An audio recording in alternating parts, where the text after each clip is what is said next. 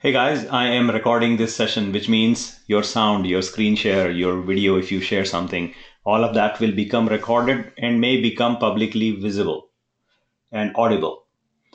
So having said that, please look for that red dot below GoToMeeting. That should show that the session is actually being recorded. If you don't see the red dot, let me know.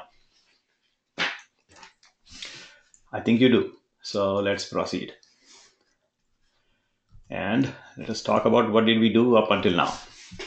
And understand that some of us have actually been proceeding forward on your own, which is nice, always nice. And I think some of you have practically finished this DevOps section, which is great. No, nothing wrong with that. But there are a couple of things that I would like to illustrate, and one of them is that some of you expressed this interest on making sure that you are able to complete that Ansible step that I demonstrated the previous time when we met. And so we had this Ansible exercise going for us, and you had difficulty putting things together. And so what I have done, which as you may see on, let me pull up that link for you, and it's coming up on, where is that? No. Okay. And so play with Ansible. So this new repository that I have created, I think some of you may have seen it. And what this does is basically gives you a place to run the entire play, the playbook play, against a target machine. And what I have also made sure to do is, if you look at the file directory structure here, the difficult part in putting new items like fresh new product like Ansible, for example, if you want to put that thing together, it becomes hard to identify which piece goes where. And that is, it's a fair thing to say that, some of you had not clear idea about where to put things, different pieces and components. So what I did was basically assembled this Git repository for you, this one that I just cloned. And I'm going to go inside that folder called Play with Ansible folder. And like that, cd play with Ansible folder, and in that folder you see this tree uh, showing up, and in that tree you will find that I have placed all these files like Ansible configuration file, the host file, and you forget the Git portion because that's not required, but it's always a great thing to have. So you can ignore the Git portion, but then other files are placed exactly how we want it to be. So I'm going to, maybe give you another view of the tree in a different fashion without the Git folder. And here it comes. So if you see that, that's the structure we really wanted in terms of laying out a folder structure, a folder where we can play with Ansible. And this is the layout of all the components, like Ansible configuration file, the inventory folder containing all our hosts, and a README to help, and the playbook itself. Now you can lay out the way you want, however you like, but this is the one of the easiest ways. Actually, there is even an easier way. I think there is an easier way than this, and I'll illustrate that point also, which is to lay out this directory structure without the need for an inventory folder. You don't need to have that folder as long as your Ansible CFG is currently pointing to the inventory folder and the hosts file underneath that. If you don't write it like this, but instead write like this, then in that scenario, you need to have this file not inside the inventory folder, but outside here, like this. And then you don't need the inventory folder at all.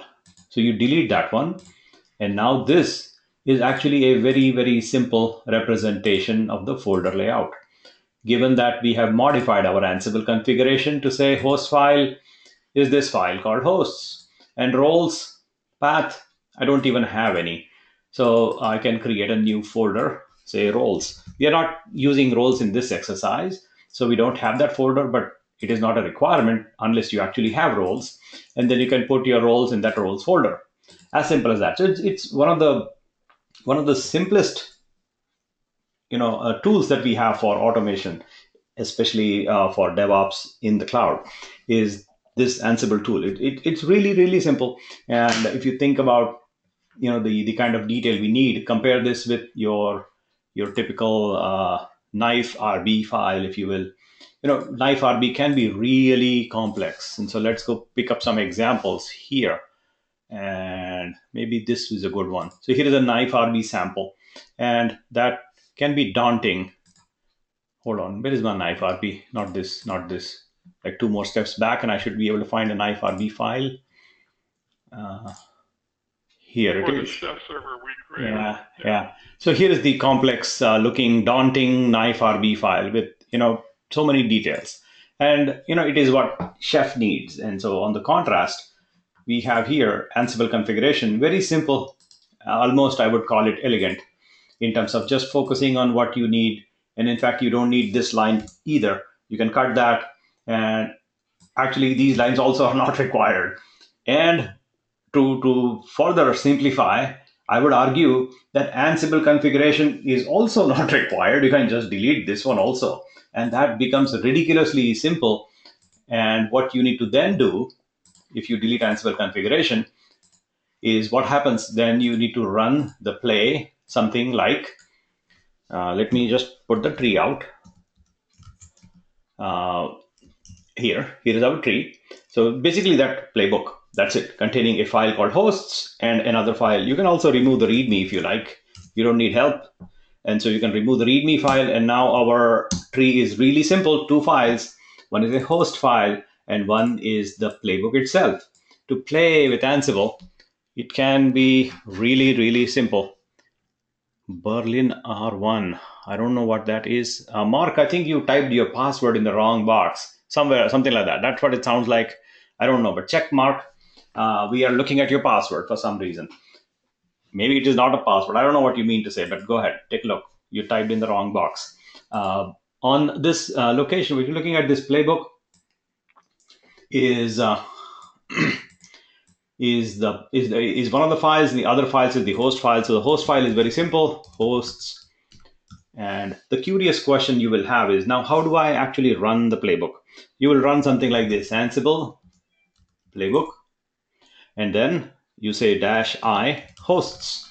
Look at my host file here, and then I will say, okay, that's how it runs. So you can provide Ansible configuration right in the command line itself if you want to minimize and keep it really, really simple with just these files: a host file and the playbook.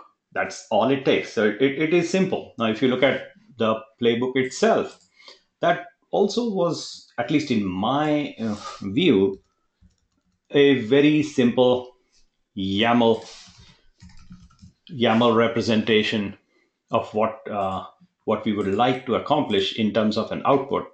And that is what we did the other day, is in terms of defining these tasks that we wanted. We have these tasks called out like 1 and 2 and like that. So if you have completed this sequence, especially the Ansible sequence, on your own without the need for that repository, that is awesome. If not, you have this link, which is, I'm going to paste that link again one more time in Slack chat, and here it is. So you can play with it on your own later if you like. And just a quick impression. We discussed this Ansible versus Chef and other tools the other day, maybe after the recording was stopped. But the question I have for you is, how many of you actually find Ansible simple compared to Chef, or is it just me making stuff up? That's the question. So just say yes or no. The question is, do you find Ansible simpler than other tool? If you say yes, go chat and say yes. If not, that's okay too. You don't have to answer. It's just an optional question. I'm just curious to find out, what do you see and what do you envision? So, having done the Ansible exercise, some of you have also proceeded forward with this Chef server scenario. And so, the scenario essentially is about Yeah, less moving parts actually is a right way to say. There are less things to deal with. That simplifies a whole lot, and that actually makes it a little more elegant than any other tool. The more you have to worry about certain things, that makes it hard, and that is a challenge. So back on our sequence of what we are doing, just finishing up that chef discussion we had, what I'm going to go back to is the point in time where I can actually refer to the chef exercises, which is what I'm trying to figure out where they are, and they are right here. So building a chef server for your organization is the discussion we want to have to close out on the chef topic and make it so that you don't have to depend on an organization, but you purely retain your control, you retain your independence or freedom by using open source. That's what we really try to accomplish.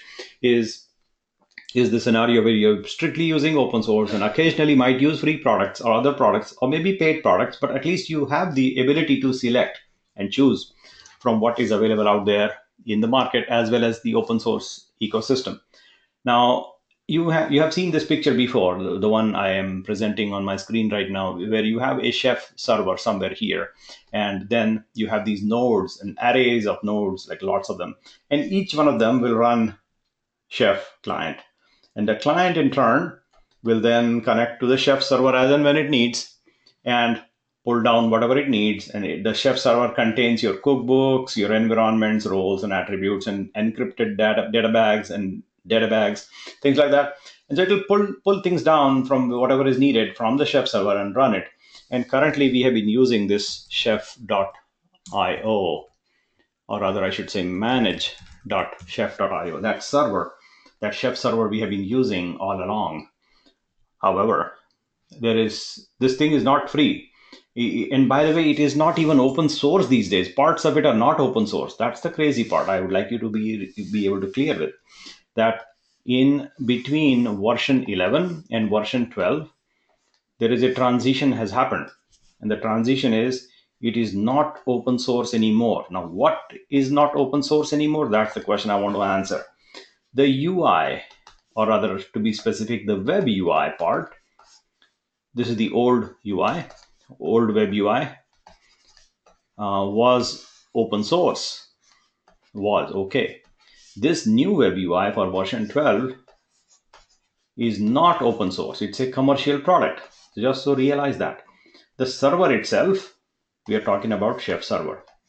Chef server. The server itself is open source.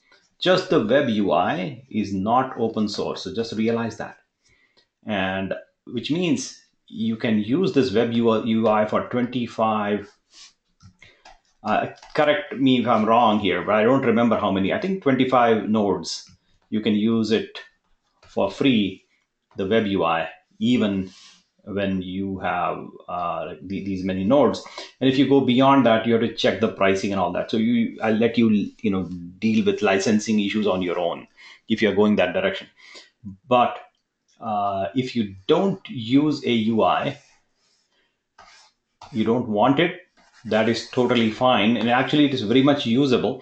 And practically, I have seen not many people actually use the UI on the server, the chef server side. They don't even use the old UI nor the new UI. They just deal with the command line. That works out okay, and API calls that works just fine. So there is not a big issue from a open source freedom perspective. It's not that big a deal. You still have it uh, even in version 12. Now, with that change in mind, which caught my attention the other day, I have created a new exercise for you.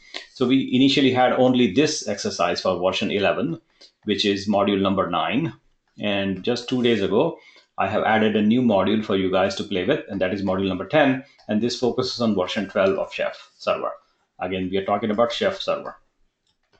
The reason why people would want to run your own chef server is in form of a joke that I have here, which is right in form of a quiz. So why your own chef server? The correct answer is that gives them control and a sense of security, like gives them total control on what they're running. although Chef server is available at this site, manage.chef.io, and it works, and it is a commercially supported product. So if your company or your business wants to get a commercially supported product, you can use this solution. Absolutely. If you want to make sure that you are regulating exactly what you have, you can run your own Chef server. And that's the next thing we will do now, which means when you want to run your own Chef server, we need to get a box where we will run it. So that's what the first logical step is. To we are focusing on this part right now, and we'll do that exercise very quickly. And as I go along, I will articulate some of the subtleties in building your own Knife RB. If you recall, the very first time you used Chef server, we were able to go to this site called manage.chef.io and then go to administration and go to the organization and then download the starter kit from here. And that's how you first got your PEM file for your organizational PEM file and your Knife RB properly configured and ready to use as soon as you hit the download starter kit button. That's how you obtained it. And this is a easy way to obtain a kit containing all the kitchen elements that you wanted. However, in Chef server that you will set up by yourself, this version 11 of Chef server, version 11, there is no starter kit. It doesn't exist. Not there. So what do you need to do? You need to build out the kitchen by ingredients. Like for example, you will need to create a folder like this. And in there, you have to have three things. Those three things are your Knife RB and your personal PEM and your organizational PEM. These three things are needed to be put inside this folder, and then you will have other things here in your folder structure, like or roles and nodes and things and that, all these other things. So attributes, playbooks, cookbooks and data bags and all that will come along. Environments, those guys come here, and that's how the folder structure will be laid out. Now in version 11 of Chef, there is no such help available. You need to go to the server and create those keys and download them and put them in this folder in this location, and then you have your kitchen ready. So that's how you begin. When you need to use a kitchen, you need to build the kitchen from scratch like this, and nobody's going to spoon feed you. So no spoon feeding, not available. And that's what I'm going to highlight, is that the exercise itself is very simple. And what I'm going to illustrate here is this setting up your own Chef server. And I know for a fact that at least two of you ran into difficulty in running this exercise on your own. And that turned out to be an incompatibility between version 12 of Chef Client and Chef Server 11. So that was the incompatibility two of you ran. I think it was Michael and Cal. And Cal and Michael saw this issue. The issue was Chef 12.7.2 on the client side does not seem to work well with version 11 of Chef server. That was the issue that you ran into. And so what I ended up doing is rolling back to 12.3.0. And that rollback of client is what made you happy. Now you can actually proceed. So this rollback, I have made change to that. This instruction has been updated. It was 12.7 before, now it is 12.3, and it seems to work for me, and I think it will work for you as well. If you have succeeded in that, just let me know that you did. I think you may have. So with this change, slight change of versions, we were able to proceed. So I'll illustrate that point right now. So these guys, I'm sorry that you ran into that problem. We are now being able to overcome that, and there are instructions in chat as to how do you salvage if you hit this problem with 12.7.2. How do you come back to 12.3.0? That is in the chat. You can read that. And so let us at this moment begin with asking you if you have any questions before we actually do this exercise. And this will require a new box containing 4 gigabytes of RAM. And this older version of Ubuntu. It's a slightly older version of Chef Server requires the older version of Ubuntu, and that's what we will get from, say, DigitalOcean. So we'll go to DigitalOcean and say, you know what, give me a server, and I would like to get a server that actually is an older version of Ubuntu 12.04.5. That one, 64-bit 12.04 is what I want to get. And I want to get the 4 GB droplet, $40 droplet, this one. That's what I would like to get. And then I would like to provide you with my key, and then just give me one droplet, and I call this the Chef server. And that's how I will create the droplet. And then I will have it momentarily. I'll get an IP address and all that. But in the meanwhile, if you have any questions, please shoot, or I will proceed with this thing.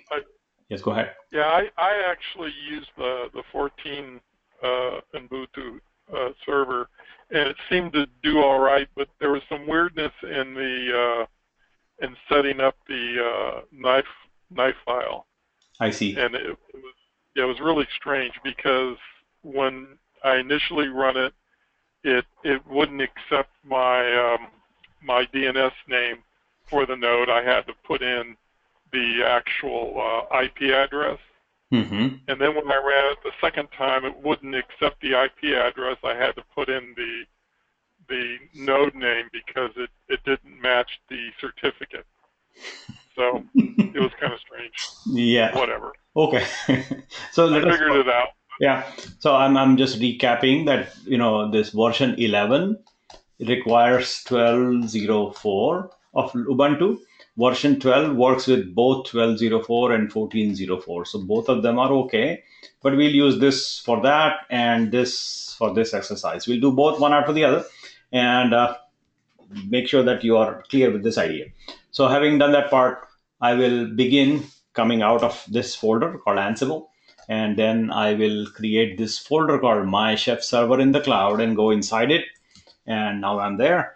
And then in that folder, I will create a gem file with this instruction that I have. So I'll open Atom editor. That's the easiest. Atom space dot. That opens up Atom in the current folder with there are no files in there. And here you press Control N and then paste. And so save it as in that folder, save it as gem file. And then that saves it.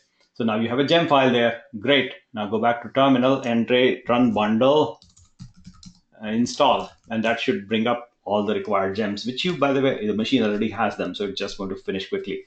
And then we are going to initialize our kitchen. When you initialize the kitchen, it will build up all the ingredients that are needed. But right now in our Atom, you see that there are these two things, gem file and gemfile.lock, which is what we have. We don't have the kitchen quite yet, so we need to go and build our kitchen, initialize our kitchen right in the terminal, and you can see that it actually builds out the kitchen right here. When I run bundle exec knife solo init dot right here, create my kitchen please, and it does. You can see it created in the Atom editor, and that's what you will be using proceeding forward. And what we need to do is build a burst file. So that burst file is available to us. We'll just go to the burst file and remove everything that's there and paste this, save, come out of it. As simple as that. So burst file, we just saved whatever we have in the write-up, and then we run burst install. It should be actually bundle exec burst install. So I should say bundle exec as a prefix we need to absolutely have if you're putting discipline. And bundle exec burst install will look at these burst file and grab the books that we need and make them available to us whenever we actually use them. So next unit, I may be rushing a little bit. If I'm rushing too fast, slow me down. And I think I was rushing at that moment. So I can go really fast, but that's not the point. The point is to make sure that you get it. So I will make sure that I don't rush. So what we are going to do next is, now that we have our cookbooks in the right spot using this burst file, and also our gem file has the gems in the right spot, but everything else is pretty much empty. If you look at the whole setup here, we don't have anything. So what we need to do is build a node because that node becomes our Chef server. And this is the classic Chef way of installing Chef server. We are using Chef Solo to install Chef server. There are other methods of installing Chef server also, by the way. You don't need to use this method, but this is the Chef way of doing things, and that's what I'm demonstrating right now, is using Chef Solo to install Chef server. And yes, it is recursive in a sense, but that's how we are going to do it. The other ways of installing Chef is actually pretty darn easy. And all it takes is like double click, install, and you're done. Practically speaking. Now, there is no way to double click on a DigitalOcean droplet, so that becomes a challenge. But then there are other ways to double click, and I'll illustrate that also in a moment. So, in fact, I'll just do it right away. So here, how do you double click? You go to Chef server and look it up. There is a download available. You just grab the download you want for the version of Chef server you want. Like I want 11, maybe I want 11. Yeah, this one is good. So I'll grab that server, and it requires Ubuntu Linux 12.04, as we know already. It says so. 11 version of Chef server requires Ubuntu version 12.04, 64-bit. Okay, we got that. We know that. It also works on Ubuntu 10.04, the even older version of Ubuntu. So it works on both 10.04 and 12.04. Understood. But all we need is this download. And I just click the download button. I had to agree and all that, but not really. What I really want is I canceled out and it still let me download. And so that Debian file is coming down. I'm going to copy the address because I don't really actually need the download of this laptop. Instead, I want to go to that box there. And in that box, I would like to paste this thing, which I now have in my copy buffer, which is a link. And the link is here. And the link is actually way too bad. It's not the right link. So I want to grab the right link by distilling it down. And here is the correct link for the package called Debian package. That one, I hope it lets me download. But that's the other way to get, by the way. If you have to get that package deep, the Debian package, you have to get that onto the box and then run it. And then it sets up the whole thing without using Chef Solo. And that's the idea. Essentially, it's similar to download something and then double click. I could not get a direct download link, so I will figure another method when I find it. I don't have a direct download link to that Chef server, which is what I was trying to find out. Let us see if we can find the Chef server another way. So not this download method, but other method. Where is that? More Chef downloads. Chef server, get it? Not this one, but this one. And I want to get that. Oh, there it is. The link is kind of right there. This is the URL. It's kind of hidden. Don't hit the orange box. It's right here. So that's another way to get the URL. HTTPS package cloud whatever download. So we'll go to that download link, grab it in our copy buffer, open a terminal, and in the terminal you can just say wget and paste. And wget and then paste. And it should download the package. Here it comes down. It's coming down. It's a big package, but that's how you actually get it. Once you get the package on the terminal, you can just execute the package, something like sudo dpkg install that package. Oh yes, Alex, that is correct. You can mix and match these tools. The beauty that Alex is suggesting is you can use Ansible to install Chef and Chef server, and use Chef to install Ansible, because at the end of these, the idea is these are all just tools, right? We can mix and match. We can actually have our configuration of a given application or a given service entirely configured with a mix of Puppet and Chef and Ansible and this and that and shell scripting and handiwork, and all of that is totally okay, because at the end of the day, it is just the way you design your entire architecture. How you want it roll out is totally up to you. And so what Alex just suggested is you can use Ansible to install Chef, yes, and you can Chef to install Ansible and mix and match and insert another variable there, and that is also okay. So installing by I guess more kind of like my point was that Ansible you don't have to install anything because all you need is the machine has to have OpenSSH, so it's kind of nice that you can just do it from whatever machine you're on. You can automate the installation on another machine without having to go and do a wget or whatever. But Yep. well, you probably end up having to do it anyway. But Ansible would handle that for you with some kind of module. Yep, exactly. So there is a download module, there is a setup module, there is a dpkg installation module. All these things are available in Ansible and also in Chef. And if you have a scenario where you have maybe practical uses, come from the fact that your friends, your colleagues, or your team, your company might have some previous work done already using Chef.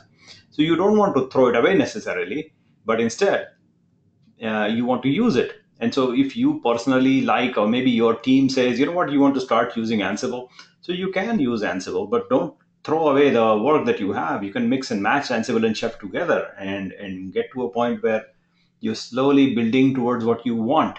Maybe you want to go completely Ansible, and so you can slowly take away the work that has been already been done in Chef and rewrite in Ansible at some point in the future, but doesn't have to be done right away. It doesn't have to be all exclusively one versus the other. Is you can slowly build it up. That way you don't throw away the work that is already there. Another use case is when when there is a need, when there's a corporate demand for some sort, like do it this way, then that you have to follow along that method. Maybe you will only on these machines you will only use Chef and not the other machines because the license requires it that way, or the customer says so. All these conditions might come into play, and in that scenario you have to basically mix and match, and that is totally okay. And that's what I was suggesting and hinting at. That's what Alex is saying. And yes, there are benefits of using Ansible, and by the way, there are also benefits of using Chef also. So you have to keep that into mind. And so this sudo dpkg is how you double click and install on a remote box by getting that download through a wget. But then that is not idempotent, not easily maintainable, and all that good stuff. So we want to do it the Chef way, or the idempotent way, to be more practical. And speaking about that, what I will now do is build a node description that we'll put in the nodes file right here. And we'll create a new file and then put that file with this content in this file there, and also grab our DigitalOcean IP address. So copy that and put that here in form of this IP address and replace all the occurrences. As you will notice, Atom is able to multiple line editing. Yeah, so I should say that again. Atom software is capable of handling multi-line edits. You can see that my cursor is a double cursor right now, two-line cursor.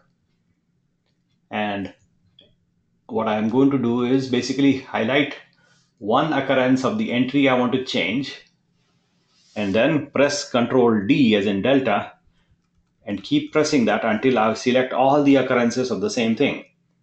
And then I will paste. When I paste using Ctrl V as in Victor, it will replace all the selected occurrences in one shot like this. Here it comes. And that's a quick way to multi-line edit. This Very cool. capability does not exist in other ordinary tools like Notepad, for example. Uh, just saying. I'm just pulling legs. So saving now and pasting it .json, and I want to save it in the node file. So IP address .json, that's what I just did, .json. And multi-line editing is super powerful. You will see me doing it occasionally, but I never talked about it, so I just did. That it is capable of doing that. So you should read up on multi-line edits, and it will expedite your workflow. Atom is also open source and available on atom.io for Windows, Mac, and PC, and Linux, and some other platforms. And so use that. No, But and be careful when you download it. I downloaded it the other day, and it took me most of yesterday to clean my computer up. was it slow for you, or what was the issue? It downloaded a whole bunch of junk that attached itself to my browsers. I'm still cleaning them up. So make sure you download clean from GitHub. I hope you're not getting it from any other place.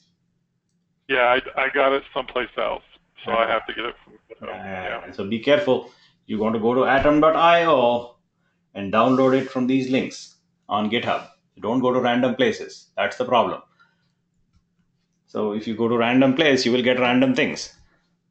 And so that's the latest version of Atom. You can also get it from atom.io. And multi-line. Okay, there comes Alex again, touting his VI. Yes. So percent. Okay, yeah. So those who know VI already know that trick. I don't need to talk about that trick because people either hate it or love it when we talk Yeah, about but VI. I forgot how to do the multi-line in VI. So now you know. Alex just told you. And so, Yep. Cool. so do not get Atom from any other place. In fact, do not get any software from any other place other than the original place. Never get any software from any random place other than the original creator. And that is a very good thing to have. Otherwise, you will get total crap. I mean, I cannot go on talking about what crap you can get. But you don't want that. Absolutely not. You are going every time you go to the source and get it from the source. I'm not saying source code. I'm saying source. Like if you want to get Windows, you get to Microsoft. That's the source. If you want to get Ubuntu, you want to get to Canonical. That's the source. That's how I mean by source is the origin point. Go to the origin point and grab it from there.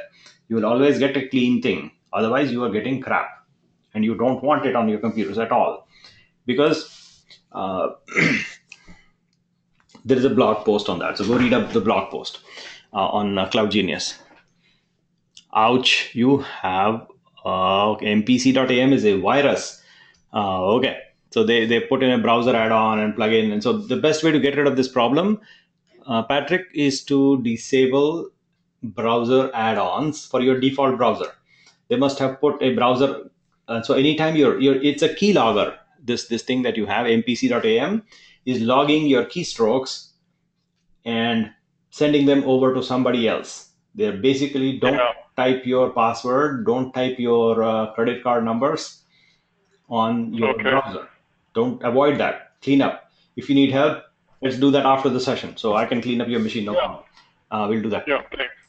So back again on this IP address.json I just saved as a node file, and this file now is available to us in this location in the nodes folder, which means anytime we run chef solo, it will go configure that node for us. And the configuration happens to be on this fully qualified domain name, which is the IP address. Install chef version 11.16. That's the idea. And by the way, enable the web UI. This is the old UI for version 11 of Chef. And notifications should be sent out to this email address. That's the configuration that I am putting. And then I am giving a run list. The run list is do an apt-get update and then run the Chef server recipe. Now, where is this recipe going to come from? The main default recipe for Chef Server Cookbook is going to come from this Burks file where we have the Chef Server recipe. And this cookbook is downloaded by Burks install command. So we now have the Chef Server recipe, and the cookbook will show up in this folder as soon as we run it, as soon as we invoke the solo command, knife solo command. And that is what will get invoked, the apt-get update. So update the box first and then run Chef Server. That's the idea when we run this particular run Chef solo against this node. And that's what we intend to do next. So we have created a node for that. We have a node actually alive. And here is the node. We want to make sure that we are able to connect to the node. So just testing it out, we're going to come back. We don't want to go into the node and play there. We just want to test the connection so that we are able to validate. Oops. Okay, root at IP address. And there we go. So I'm just validating this connection, which is what I'm doing right now, making sure that I can connect. And looks like I can. and that is good. So I am connected, but I want to come out of it by typing exit. So I'm back to my kitchen. In my kitchen is where I will run, in this location. And what I will run is the next step. In the next step, what I'm doing is running Chef Solo against the target box, using this box, the node that I have in the reference. So what I want to run is this command, but then I want to edit that command with the IP address in place. So that's the IP address I have, and I will put that in place of this location, and that's what I want to change. So I'll go back and remove the IP address reference and put my IP address there. And now I'm able to run it. What I'm going to do is bundle exec, which is a common prefix. I want to run knife in solo mode against that target, which is this IP address. The username happens to be root, and it has the key, the private key I'm passing as an argument with a -i reference, and I want to bootstrap it. Bootstrap, as you recall, will first install Chef and then run Chef on the target in solo mode. So there is no need for a Chef server right now because it is solo. And when I invoke this box becomes my Chef server. And so I'm going to invoke it. It takes about 2 minutes. So here it goes. And this is bootstrapping Chef. Basically, first step, install Chef. Then second step, run Chef client. And that run itself will invoke the apt recipe, sorry, the default recipe in the apt cookbook. And then the default recipe in the Chef server cookbook. And these cookbooks are now available to us here, the apt cookbook as well as the Chef server cookbook. And there are two dependent cookbooks that we have. So they will all be used.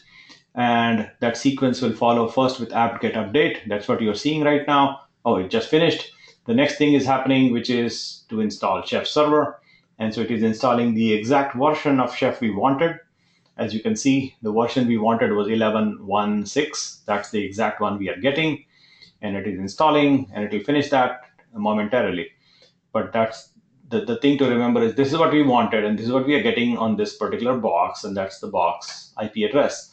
And back in our terminal, you will see that this action takes a little bit of time, and the installation is finished. It is now executing this reconfiguration, which is a good thing to have. And let us let it finish. And when it does, we'll do that next logical step here, which is we want to build our knife RB essentially. That's what we're really trying to build, knife RB. And so after doing this installation, which will finish in whenever it does, the next step is to construct a knife RB. But before that, I'm probably talking about something else. So the web UI that nobody seems to use. And that's what I will now talk about.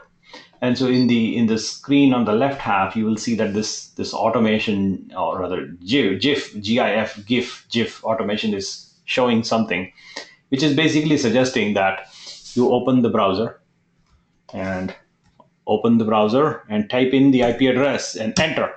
When you enter, you are presented with this little identity invalid message. And so let us see the certificate. The certificate expires on Friday, February 20th on 2026, like 10 years from now. It was issued today. The certificate was issued today, and it is basically a self-signed root certificate. Nobody will trust it to begin with because somebody called Nilesh signed it, and nobody knows Nilesh. And so that's why this is not trusted. Unless I become a certificate authority, no computer will trust my certificates. And that is something that I think you know as to what this certificate business is and how HTTPS works. And if not, there is a session for that in the third segment, architecture segment. We'll do some certificate based, creating our own certificates and play it out in real life. So we'll do that exercise to help us get clarity and understanding. And yeah, so that Patrick is showing us the certificate error right there. And that is what I am also looking at. It's a certificate error because it is self-signed certificate and that nobody else trusts. My computer doesn't trust me. And that's what you're looking at. But I'm going to say, yeah, fine. I know what I'm doing. Continue, please. And so here it does continue. And I hope I will get something presented to me. And I did. And I am presented with this login screen. And in the login screen, you're looking at this admin user and a password, which is right up there, pasted, like published already. So we need to quickly change that password before anybody else does for us. And so I am going to change the default password from whatever that default is to something that I would like to have, which is what I'm doing. And I'm setting up a different password, which is going to be a complex one. And save. Once I save, then I have this new Chef server ready for me.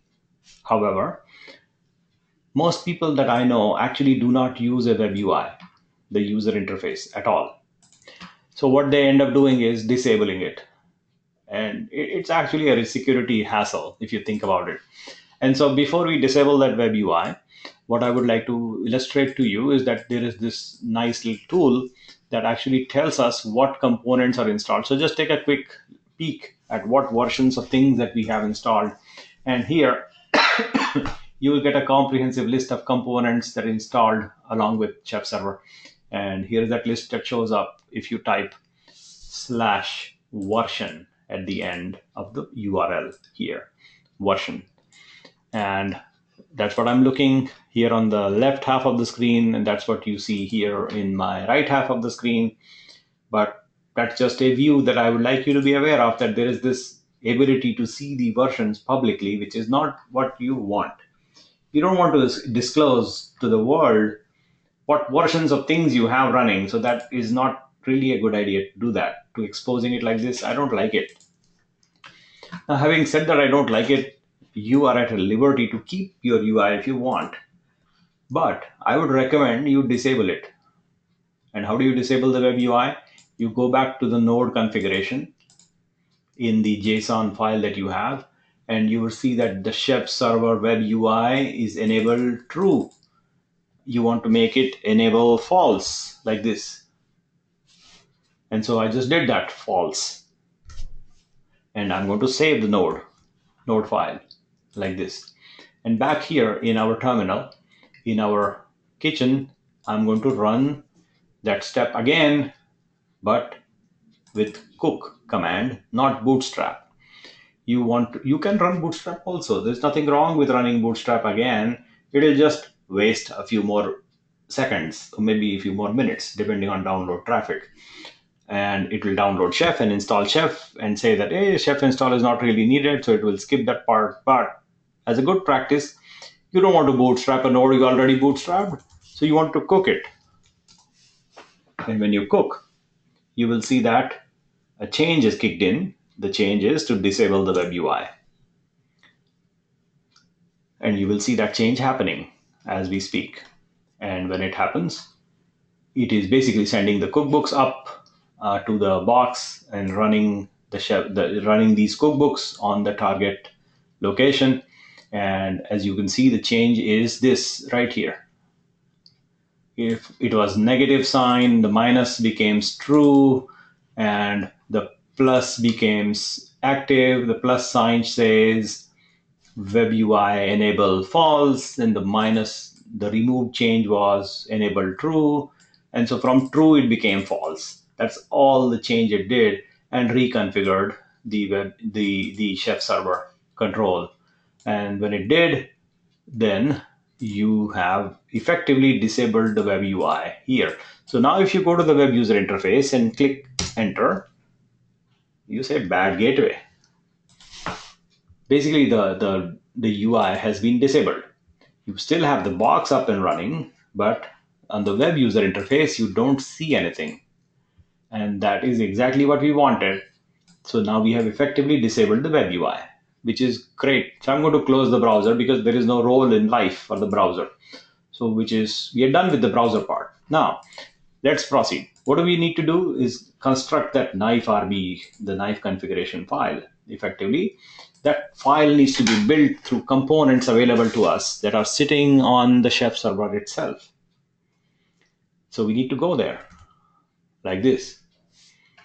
And in that server, let me break it, clear it, and show it to you again like this. So what we are doing is typing SSH connection command and going straight to the box in DigitalOcean to our Chef server box, and we are there and we are connected. Now in that box, as you will see, the prompt is different. Now I am on the Chef server box itself directly, and in that box, what I need to go is look at this folder, which is this folder.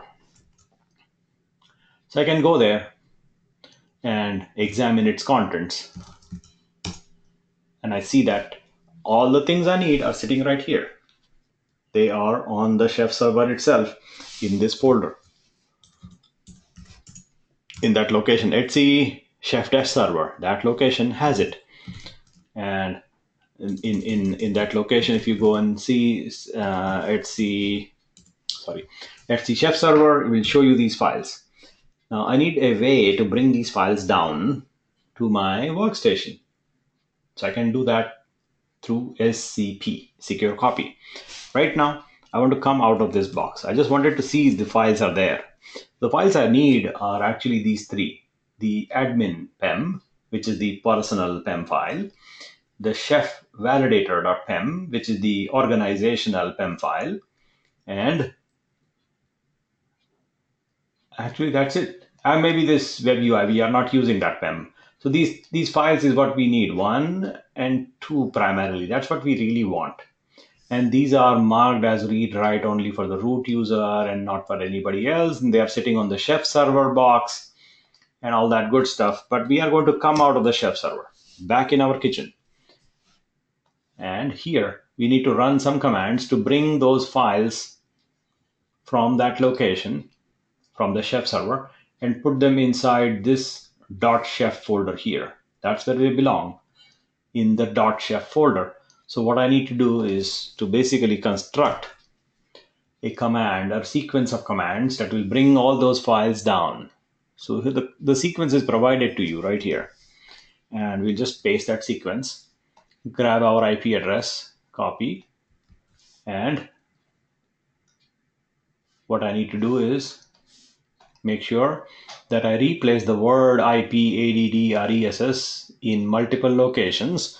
So I'll press the word IP address, select it one time, and then press Control D, D, D, D, D to select all the occurrences of the word IP address, and press Control V as in Victor to boom, replace it with the IP address. And now I have the command sequence structured correctly. What I also see is there are 6 cursor entries. We just want to come back to 1. So I just click anywhere and I just get that 1 cursor. Now, after I bring that 1 cursor, I'll select all and copy. And then go to my terminal. You can do multiple copy paste in one shot in the terminal from the browser, from Atom to terminal. You can do copy by pressing Control C and paste by pressing Control Shift V. 1. So there are 6 commands. They are going to run one after the other, except the last one, for which you have to press one more enter.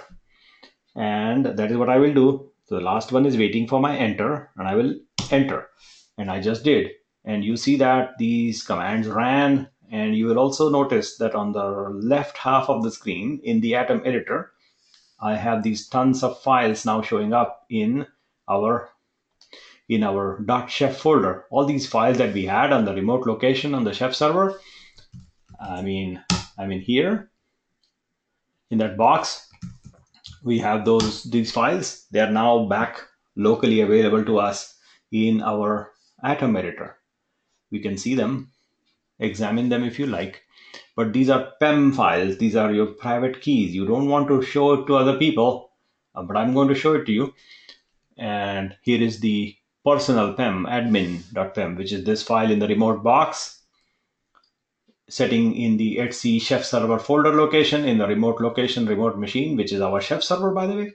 And that is the personal PEM file, this one. We now have it locally.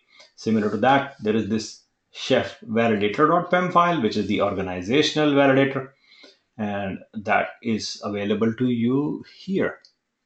That is another PEM file, another private key that we now have locally available to us. But if you look at the knife RB, it is kind of lame. It doesn't have any references to these files and all that detail we want. So we need to kind of craft that thing by hand.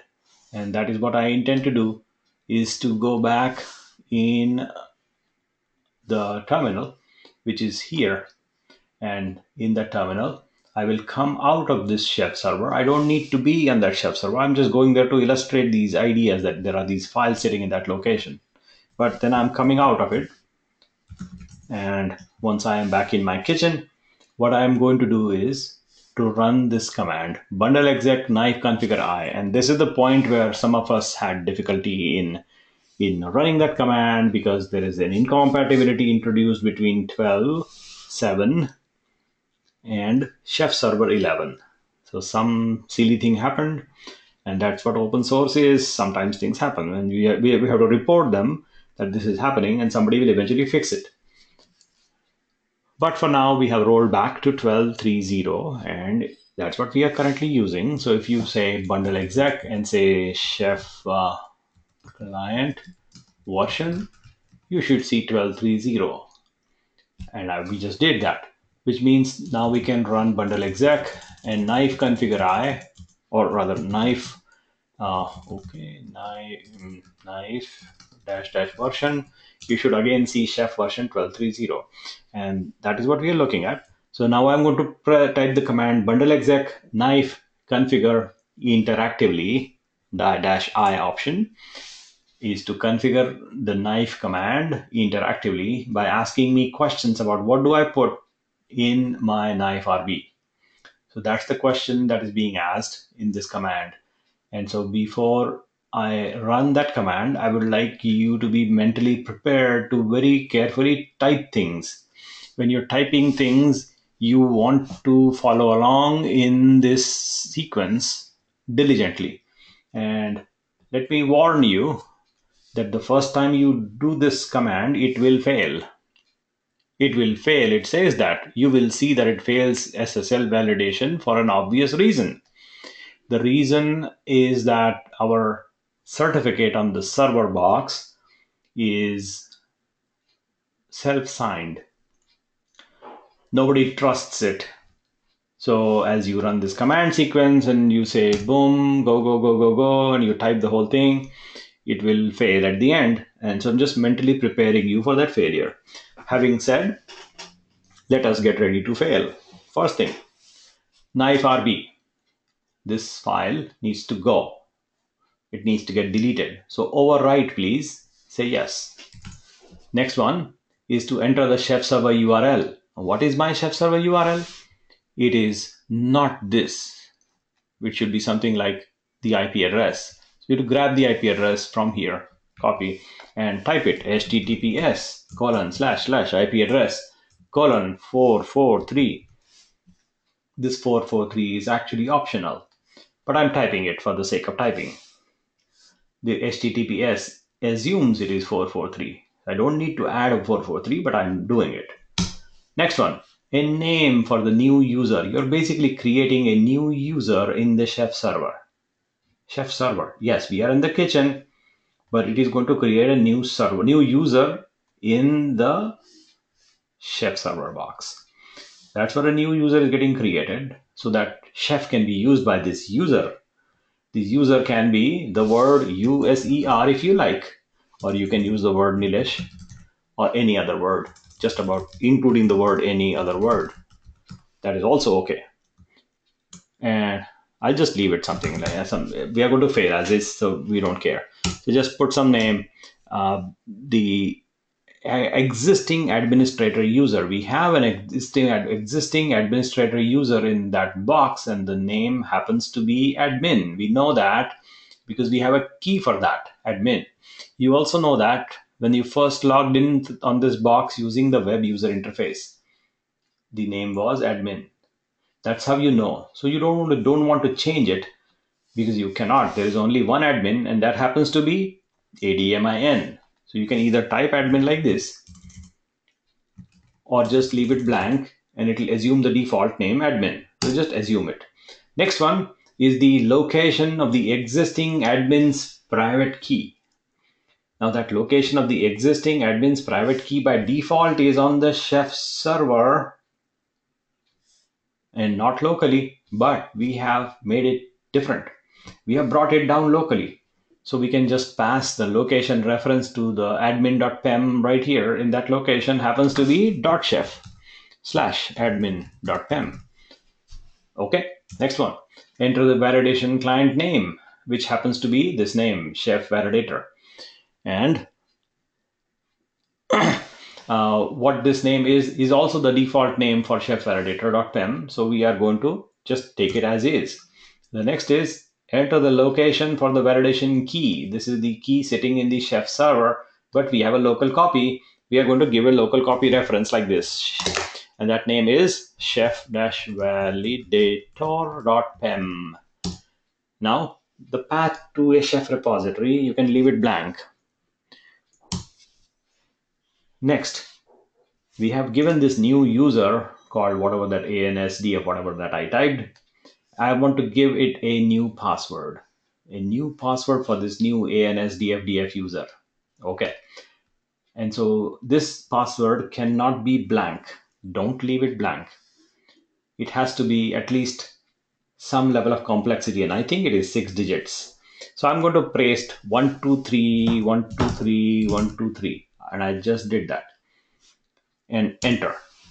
And it failed as I expected. I typed in the password all okay, 123, 123, 123, 9 digits. But then, yeah, that also works. Patrick's password also works. So that's just some password. It needs some complexity. You cannot type blank.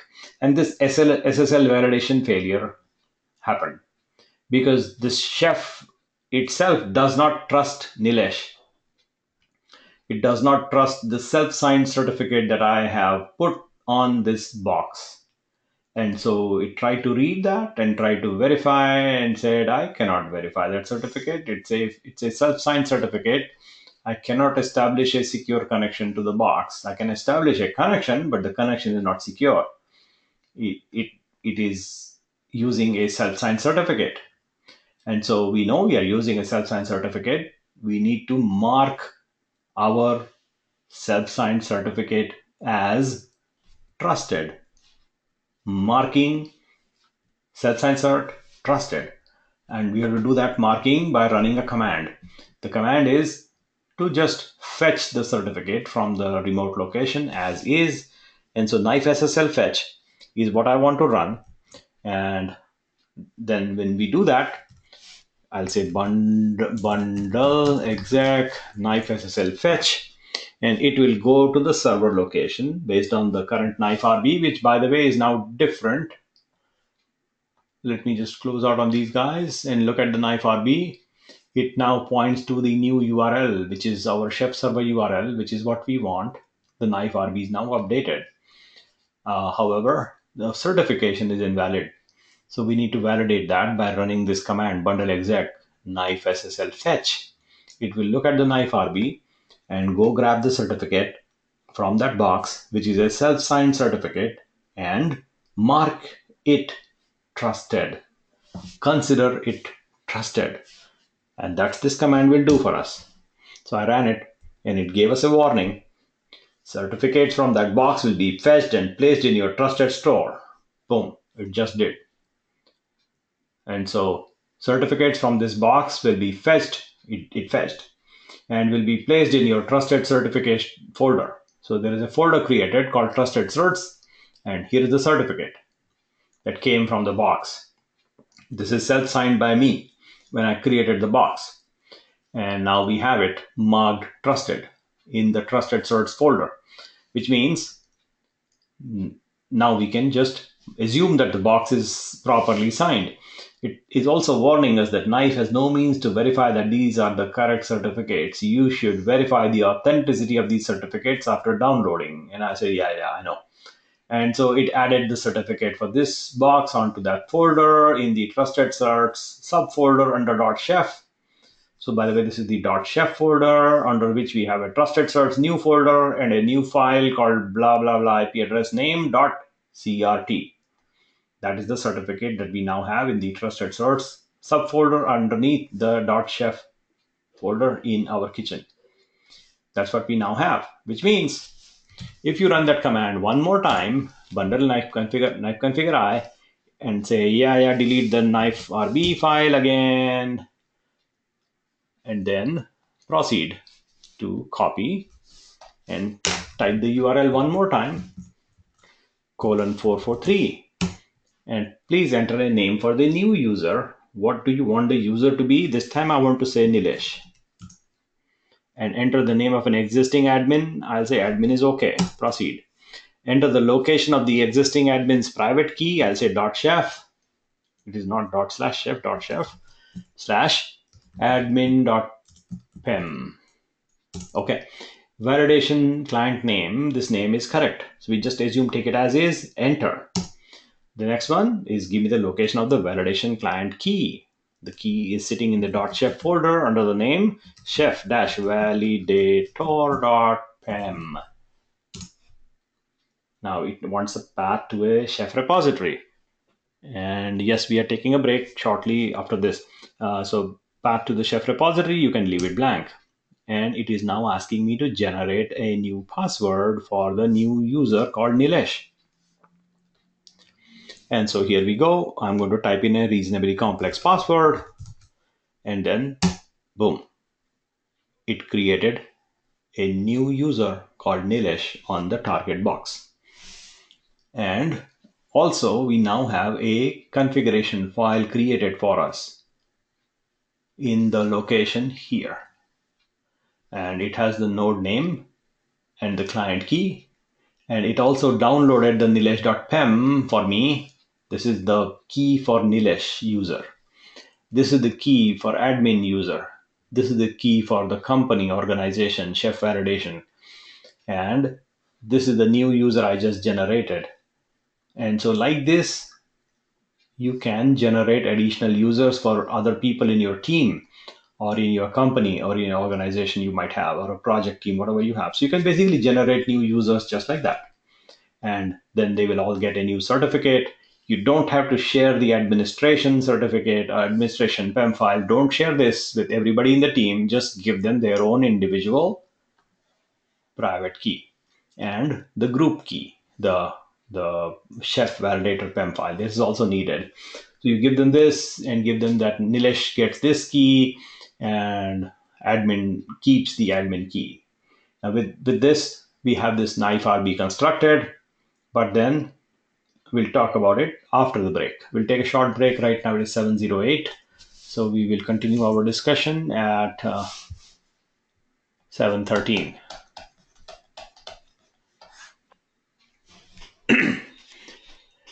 So Nilesh, Yes. talking about non-technical things. Yes. You know that the password I typed in, Uh-huh. that meets all Microsoft's complexity requirements. I know. And this is the classic password at every lab box inside Microsoft. I know that. Well, you can make some modifications to it that aren't quite obvious, but yeah, no, it's very easy to remember. Right. Most people, I don't know why, but they seem to use this password in the laboratories across Microsoft. I've seen this everywhere. Yeah, I actually, I use it on root. So for local admin, physical local admin passwords, just so I don't forget them. Just so I always have a way to get in. Put it that way.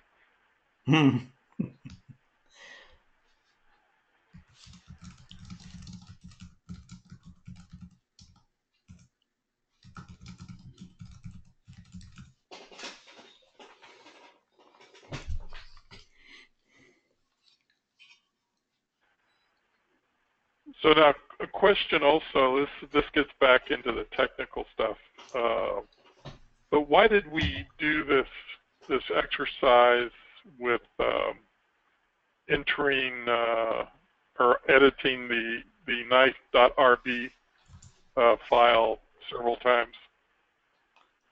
Did not understand your question. So when we went to the exercise, we went through and it failed, and then we went through again and we updated it a second time. Yes. Did we need to do that twice, or was that No, you don't need to do it twice. It is just a fact that okay? I'm highlighting that you need to fetch the Okay, SSL certificate. And if you don't okay, fetch it, you will run into the error.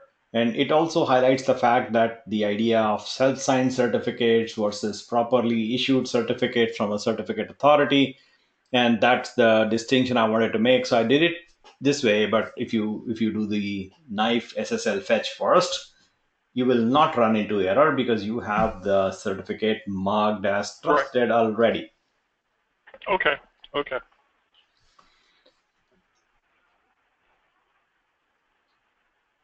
So there is a chat question from Calvin. I'm just reading that one right now.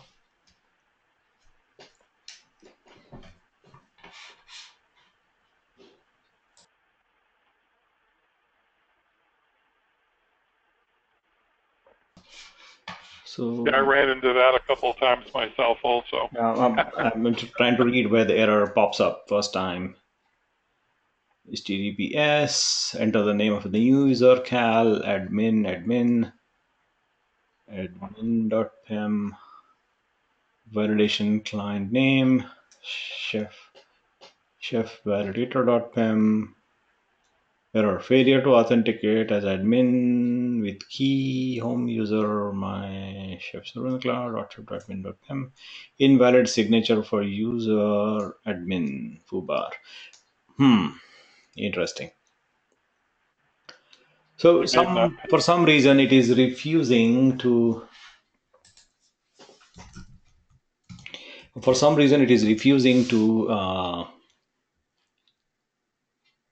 to acknowledge that your certificate is valid.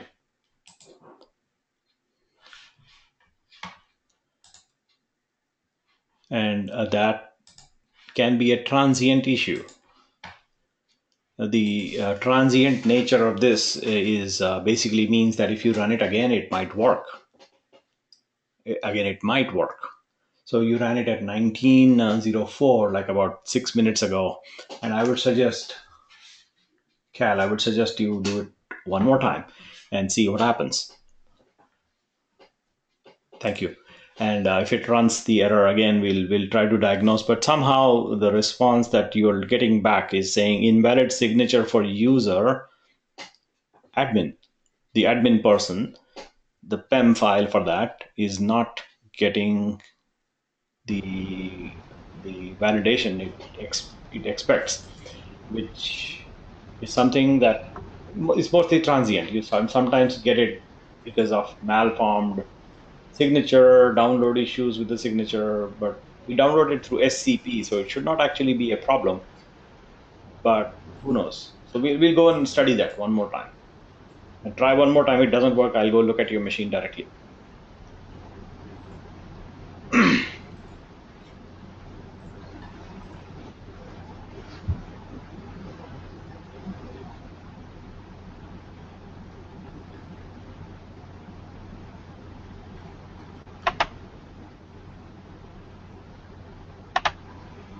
Hey Nilesh, this is Shikha here. Hi. I wanted to ask you, were the devs able to fix my issue to the dashboard? I know this class is coming to an end, so I wanted to check if, I'll be able to access the next module. Yes, the next one will pop up. I'll be adding ability for all of us to access the next segment, which is this one, and that should happen for all of you by tomorrow. So by the way, there is not much content in this architecture section. This part, there is not much. There is some, but it is not much. It is mostly. Yeah, you will see what is there. I'm able to see it, but you will see it momentarily after maybe by tonight or by tomorrow. You should be able to have access to this segment also, the architecture Okay. segment, and that will pop up soon. I'll update on Slack when you get access. All of you should be able to get access starting by tomorrow at the latest. So I'll make sure that that happens. This will happen, and I'll also understand for Shikha what's going on with the other section. So we'll figure that out later. I don't have an Okay, answer for you, Shikha, right now. Okay, I think we are at 7:15. So let us see what we did. So back here and here, and let us study our knife RB. Okay, I think we need to go look at Calvin's computer. So let us go first see what he has. There is something going on his box that is running into an error situation. So I want to watch it and understand if that is happening over and over again. So let's go look at Calvin's computer. You are running knife configure I, and please check whether you want to check your Atom first. I want to see the trusted certificates, and I want to see the PEM files and all that. So please run Atom dot. Okay, I don't do Atom. Thank you. And so here we have admin PEM, and you just don't like Atom, apparently. Nothing wrong with that. So admin PEM, chef server RB, ish, knife RB. Where is your chef validator? That's also good. Please enter the trusted store certs, trusted certs folder, and tab complete. Tab will make it faster. And let's see, what do we have? The certificate is popped up. Nice. And cat your knife RB, please. So cd dot and cat knife RB.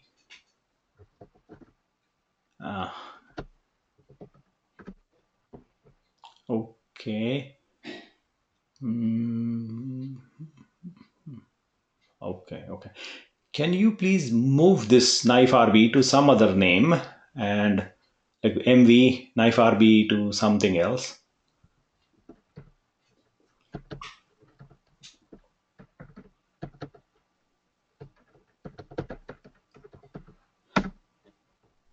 And then go cd dot and bundle exec knife configure I.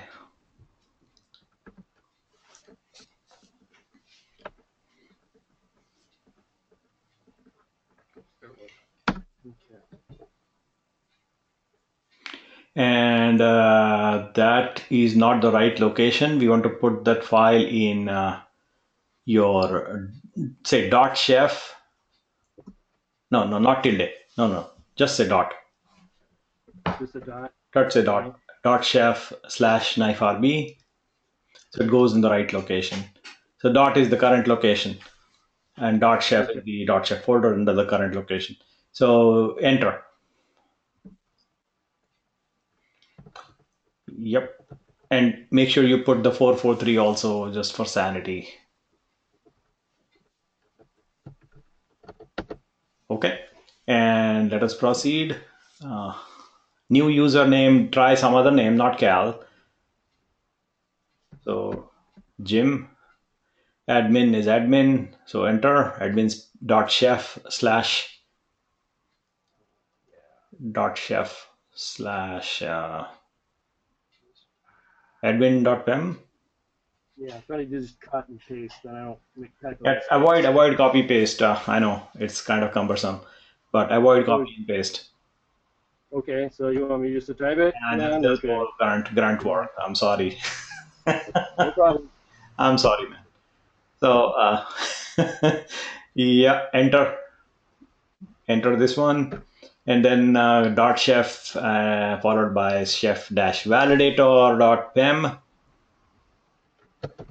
Enter and enter, and type in a complex password, like 6 digits at least.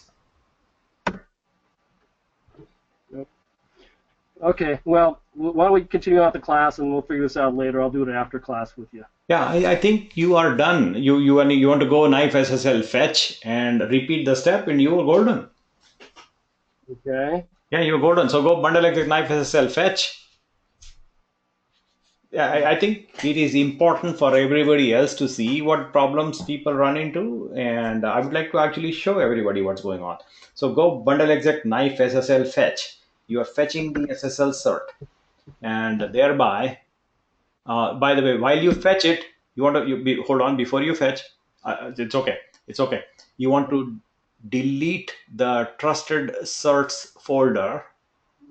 Okay. and run knife SSL fetch one more time.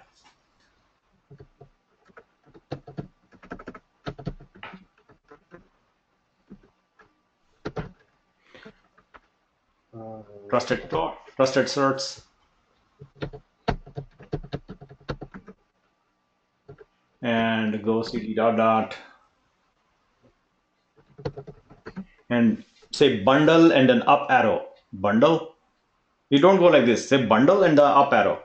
So it's like Okay. the idea is to what is known as idea is called sub command search. So you say Okay. bundle up and see what happens. Type in bundle up arrow. There we go. One more. Very good. One more. One more. See how it goes? It's all the bundles coming up. So it is searching for a substring called bundle in your history to show all the bundles. Okay. Great. Yeah. So now we want to run that bundle knife configure I one more time. So bundle up arrow, go to a knife configure I, boom, run it. And overwrite. And just type through and use Jim this time, the new user Jim, and it should work. Your problem, typo. Oops, I did. Okay, now how do you go? Okay, there we go. Yeah. Yeah, you want to expand the.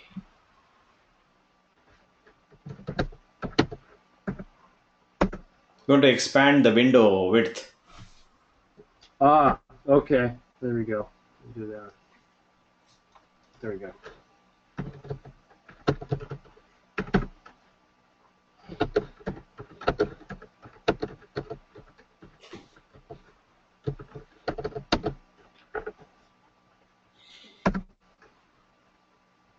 Jim.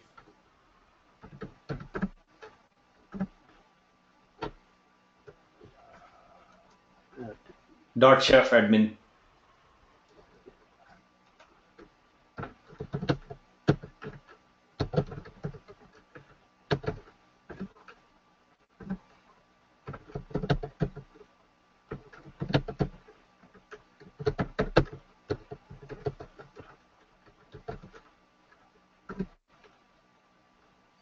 And so this step is happening for a new user being created on the chef server box. And I think, okay.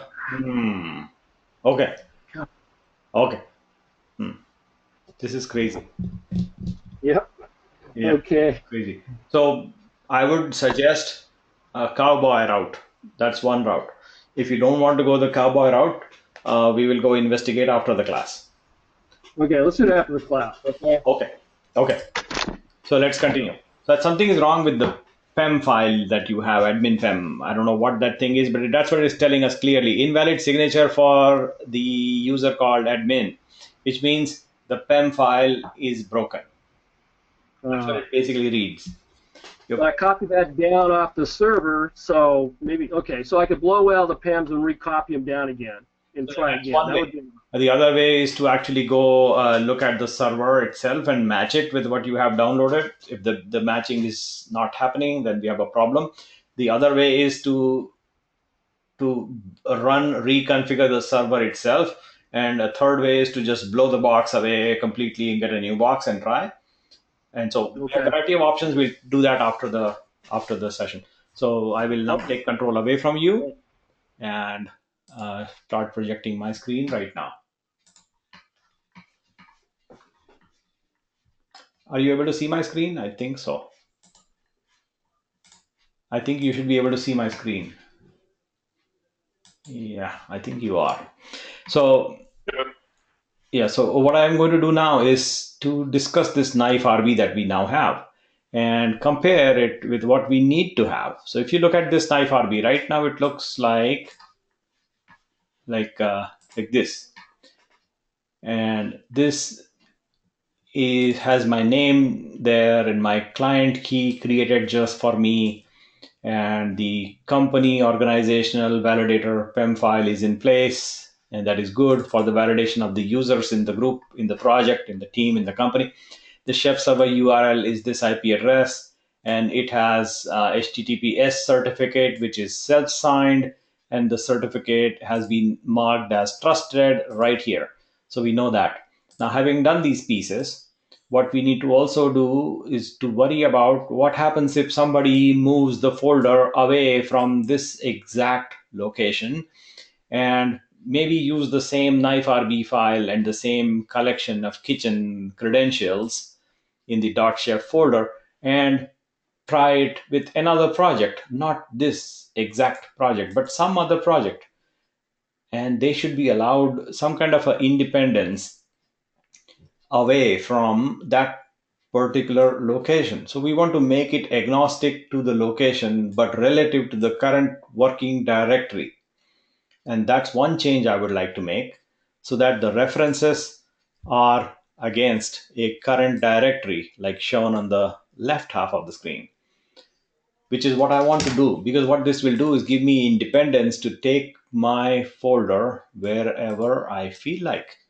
So I would like to actually get that syntax out, which is a reference to the current directory, which happens to be the .chef directory. That's where this file sits. This file is sitting in your .chef folder, by the way.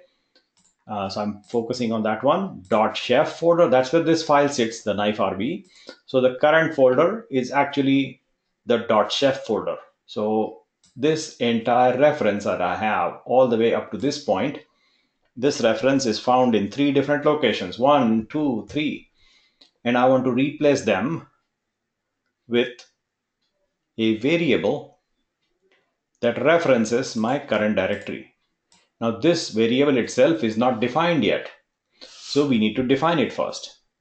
And the definition happens to be this. And that is a Ruby way of saying defining a variable. So the first thing I will do is actually put that line, which is saying current directory equals the directory name wherever this file sits, like this file, as in knifeRB. Wherever this file sits, that location, the directory name for that location is the current directory. That's how I have defined my word, the variable current directory, wherever this file sits. And once I have that definition clear, called current directory, I'm going to use that definition in form of this syntax and replace all the references that are hard-coded to that particular folder location all the way like this in 3 different spots, 1, 2, 3, and then replace them with the syntax that we now have, which is going to be replaced. So I'm going to replace that hard-coded file path with a variable reference called current directory, like this. And now I have it, which means my knifeRB is a little bit more portable. Little bit.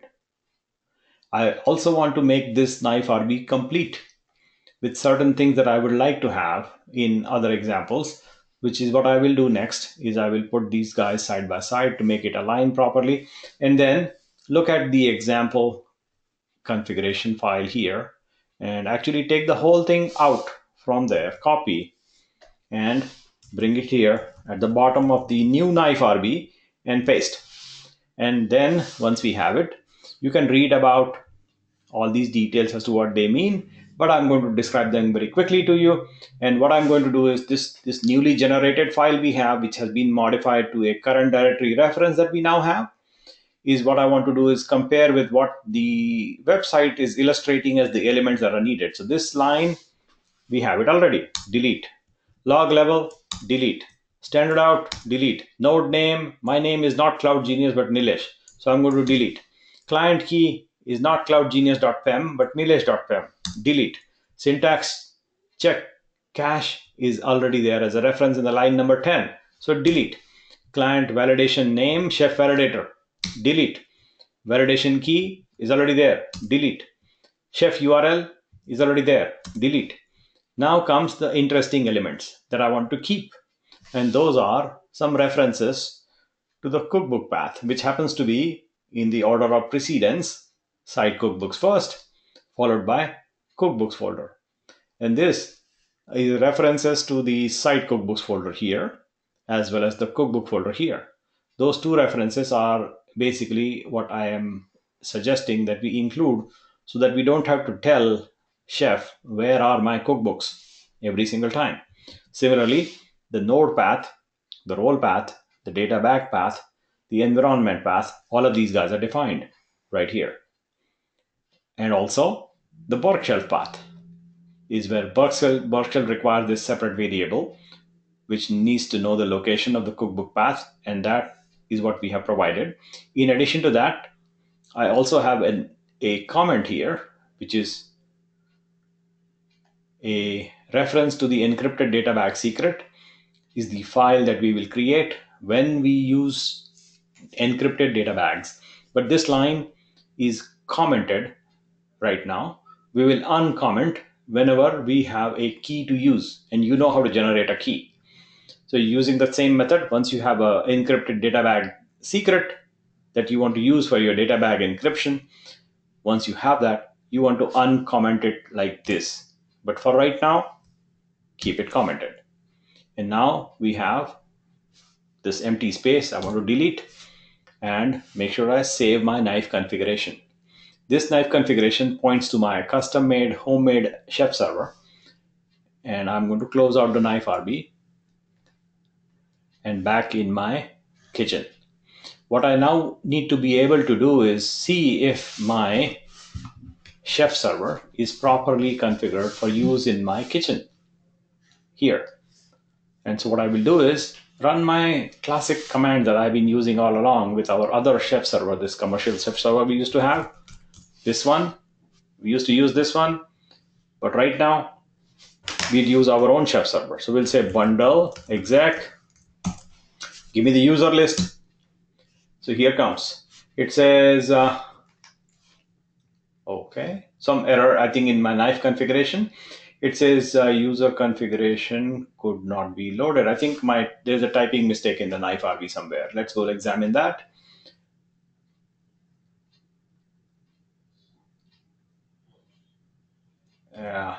Where is that typing mistake?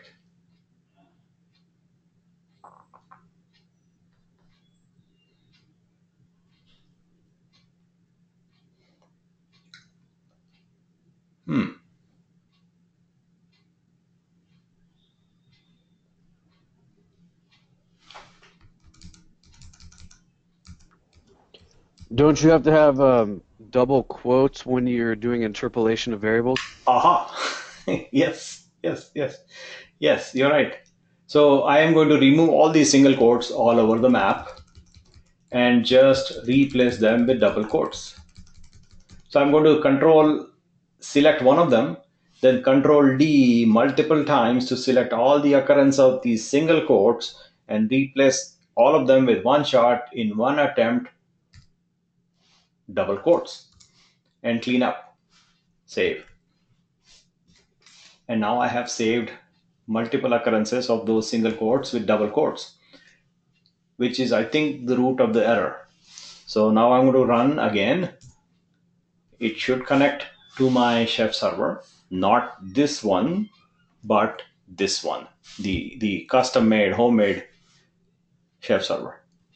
This one is where we are connecting. It has the Nilesh user, and this chef server does not have a user called Nilesh. So let us see if there are users called Nilesh, and no, there is not. There is this other user called LV Nilesh, which is not Nilesh, a different user. There is no admin user either. So that is not the right chef server we are using anymore. We are using this one. And in that chef server, there is no web UI. It has been disabled. So we can continue along with other things such as checking client list and basically configure just like you would in any other case, in any other example.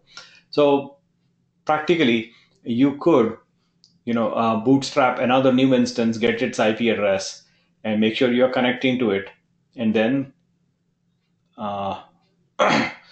configure that node using this Chef server and play along with your exercises or some project that you might have using your own custom homegrown open source based Chef server, which is in total control that you basically manage. You can have this Chef server running inside your company.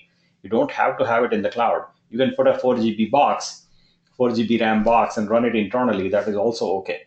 As long as other machines are able to connect to it, you can have the entire infrastructure all within your corporate firewall and still get it to work.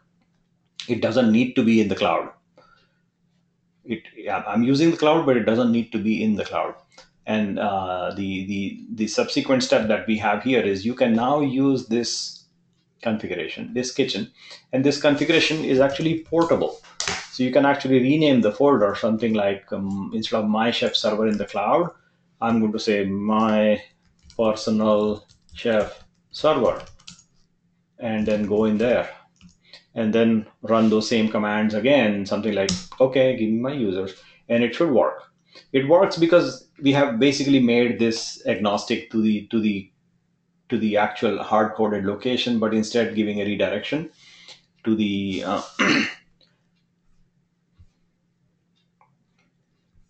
yeah. So I think we have a scenario that Alex just pointed out with the single quotes versus double quote scenario.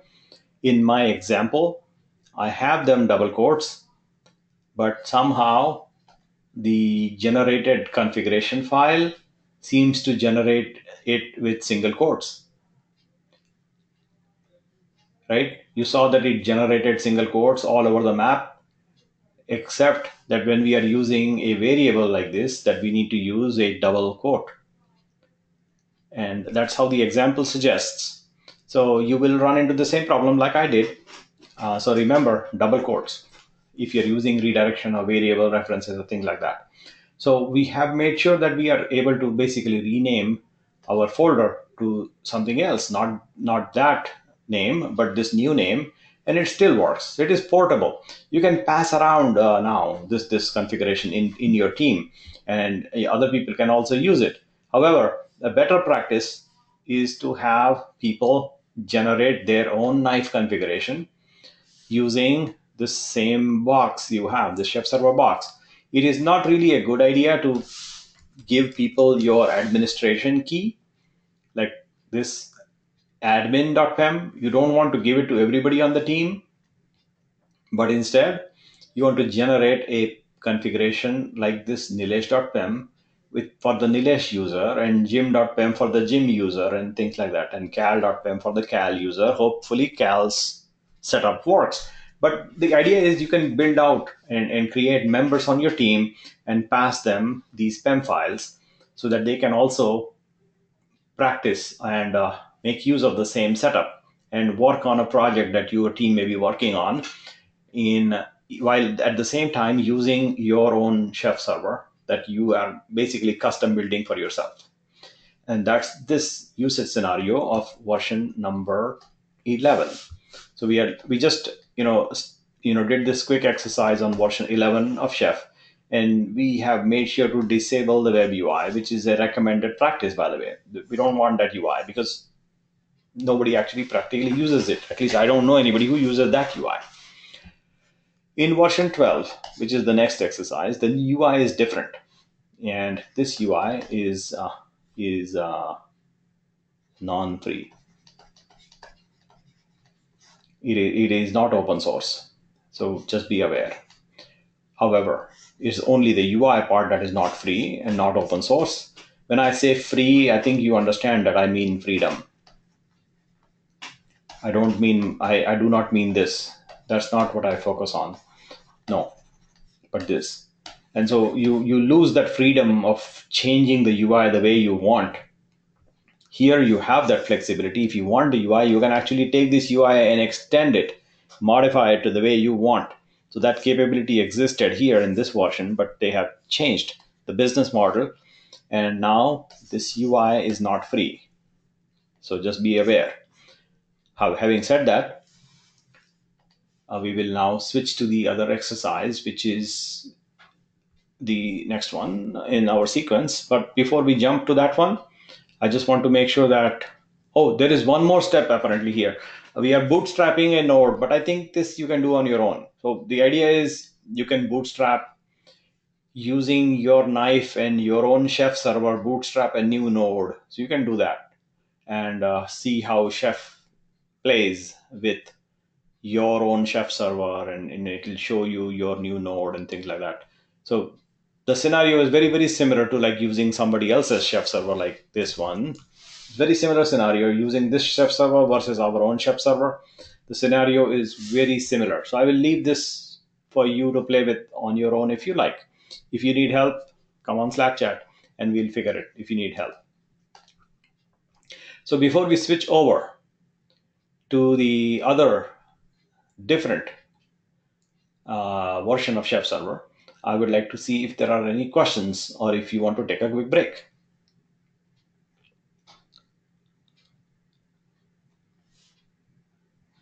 I think break sounds good to me, so I'll just take a short break. Right now it is 7:41, and we'll continue our discussion at 7:40. What is that? 7:41.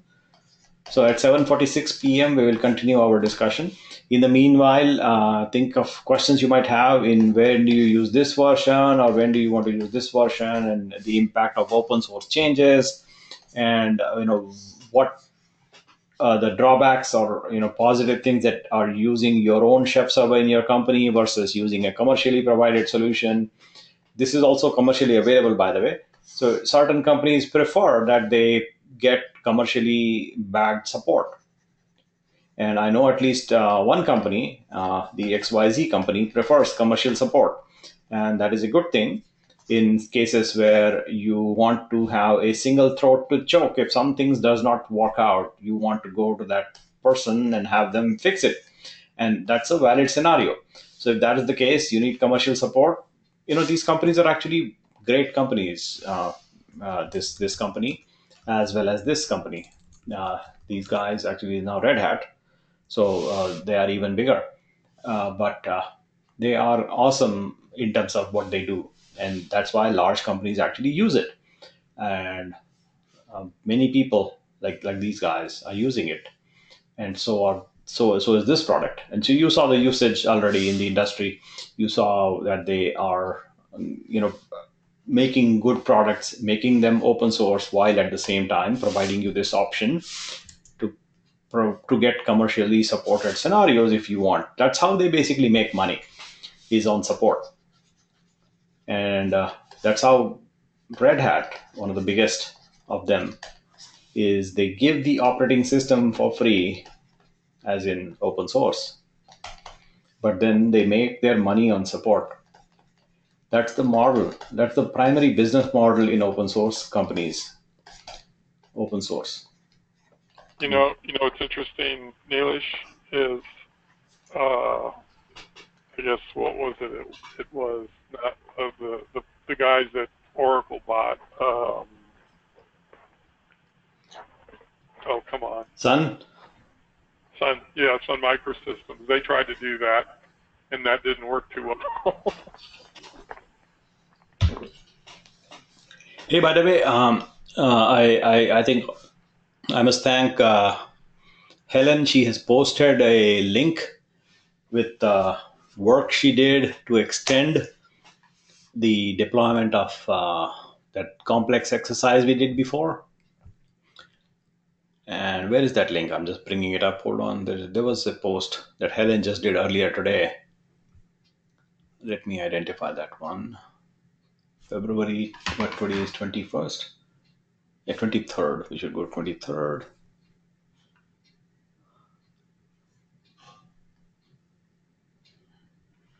Helen added a snippet. So here, Helen's snippet in this link. And that snippet essentially is the changes she made to make the complex deployment we had about WordPress. We had this extra credit exercise where you want to do a separation of the application and the database on two different boxes. And so what she has provided to us is this instruction on how do you make this happen. So thank her for the instruction that she gave. So these two Very different, cool. yeah. So she has given us the solution for that, and this is you. As you will read through the solution, you will understand what she did, and if you have inclination and interest, what I would recommend is that now you have your own chef server, which is running somewhere in the digital ocean, that you want to take your chef server and your configuration like this to play that complex exercise of running the WordPress application and the associated database on two different droplets. So this is droplet number one, this is droplet number two. And so create these two droplets separately and see if you can get the, by the way, you will have a third droplet already, which is the droplet number three is your chef server that you already have now.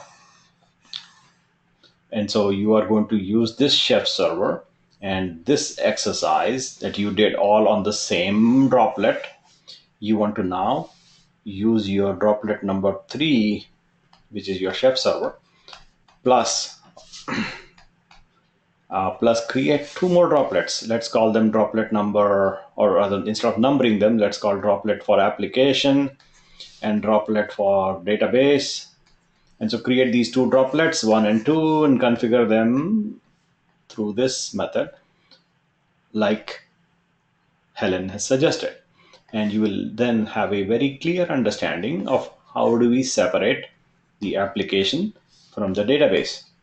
And this is just the beginning point of making it really complex. We will make things complex as we go along, but it will be a good exercise to play what Helen is given us.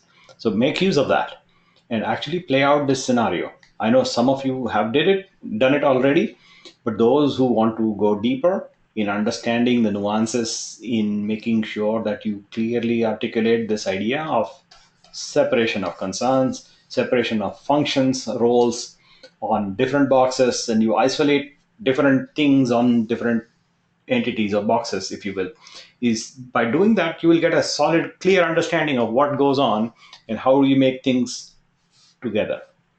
And I am also building one more exercise using Ansible that, is much more elaborate than just these two boxes.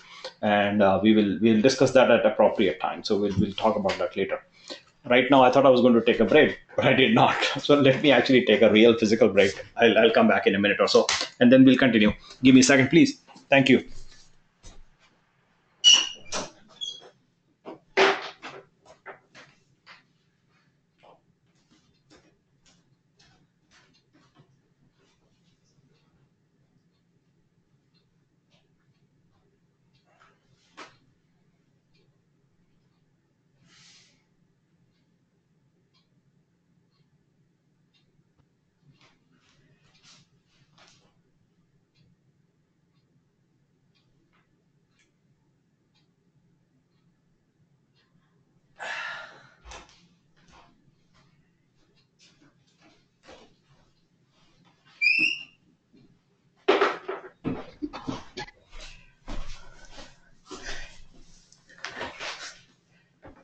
So I'm back. I know you might actually hate me for asking you to do this, which is to run your own chef server first and then build your own knife RB configuration. And then use that configuration to not only run that hideously complex exercise of WordPress on just one box, but I'm expanding it to make it two different boxes, app and DB box, separate them and play it out. Yes, it requires a ton of work. So work is required. And that is what I would suggest that you please do. And I will help you in making it actually work and make it successful for you. By doing this, you might hate me or you might like me, but I'm just suggesting that you do this. This is not a requirement. but more of a challenge. So I, I challenge everybody, do that, please. That is what I'm suggesting. It is not a coursework requirement, but it is something that I believe is going to enhance your clarity of understanding of these tool sets. And they are what I think I was discussing with Alex. And that is, once you know one tool, you can apply the concepts to any other tool. It doesn't really matter. Once you know the thing, how it works and how it means to an application, to a given scenario, you can apply that understanding to just about any other tool. And all you need to really know is the syntax of how to write certain things. And that is really, really trivial. I'm trivializing it for a reason, because that is really Google searches or reading a book. And these syntaxes are trivial. That is not what we are here to study, because you can always do them on some book or some Google searches. That's not what we want. What we want to understand is, what does that really do for us from a given application standpoint or given customer situation standpoint? What are we really trying to accomplish? And that is what my focus is for you, is this separation of concerns is a fundamental way of thinking about a deployment or an application or a service you're building. Is you want to do one thing and do it right, and ideally do just that one thing. That's how you should think about these things. And I'll repeat that if you haven't really understood what I'm saying, is this one Unix principle, which is, where is the Unix principle? I think I mentioned it, Unix philosophy. I think I mentioned it a while ago, which is, let me read it out for you. You will understand it. And I think some of you know it already, which is this one. This is what I really want to highlight. Do one thing and do it really well. I mean, really, really, really well. I cannot understate how important this fact of life is. Do one thing and do it really well. If you have that nailed down, it's called DOTA-DIV. I don't know how to say that, but yeah, that acronym, do one thing and do it well, is the one thing that I would like you to remember in the entire curriculum program that I'm running right now for you guys. This is that one thing that you really want to remember and do it. Is whatever you do in life, and this is not just computer science, this applies to life in general. It's more of a philosophical discussion. Do that one thing that you really love and do it really well, and you are golden. That's what this real principle comes from. It has been applied to computer science in Unix, and in our context, we are applying it to those boxes. So do the DB role and do it really well.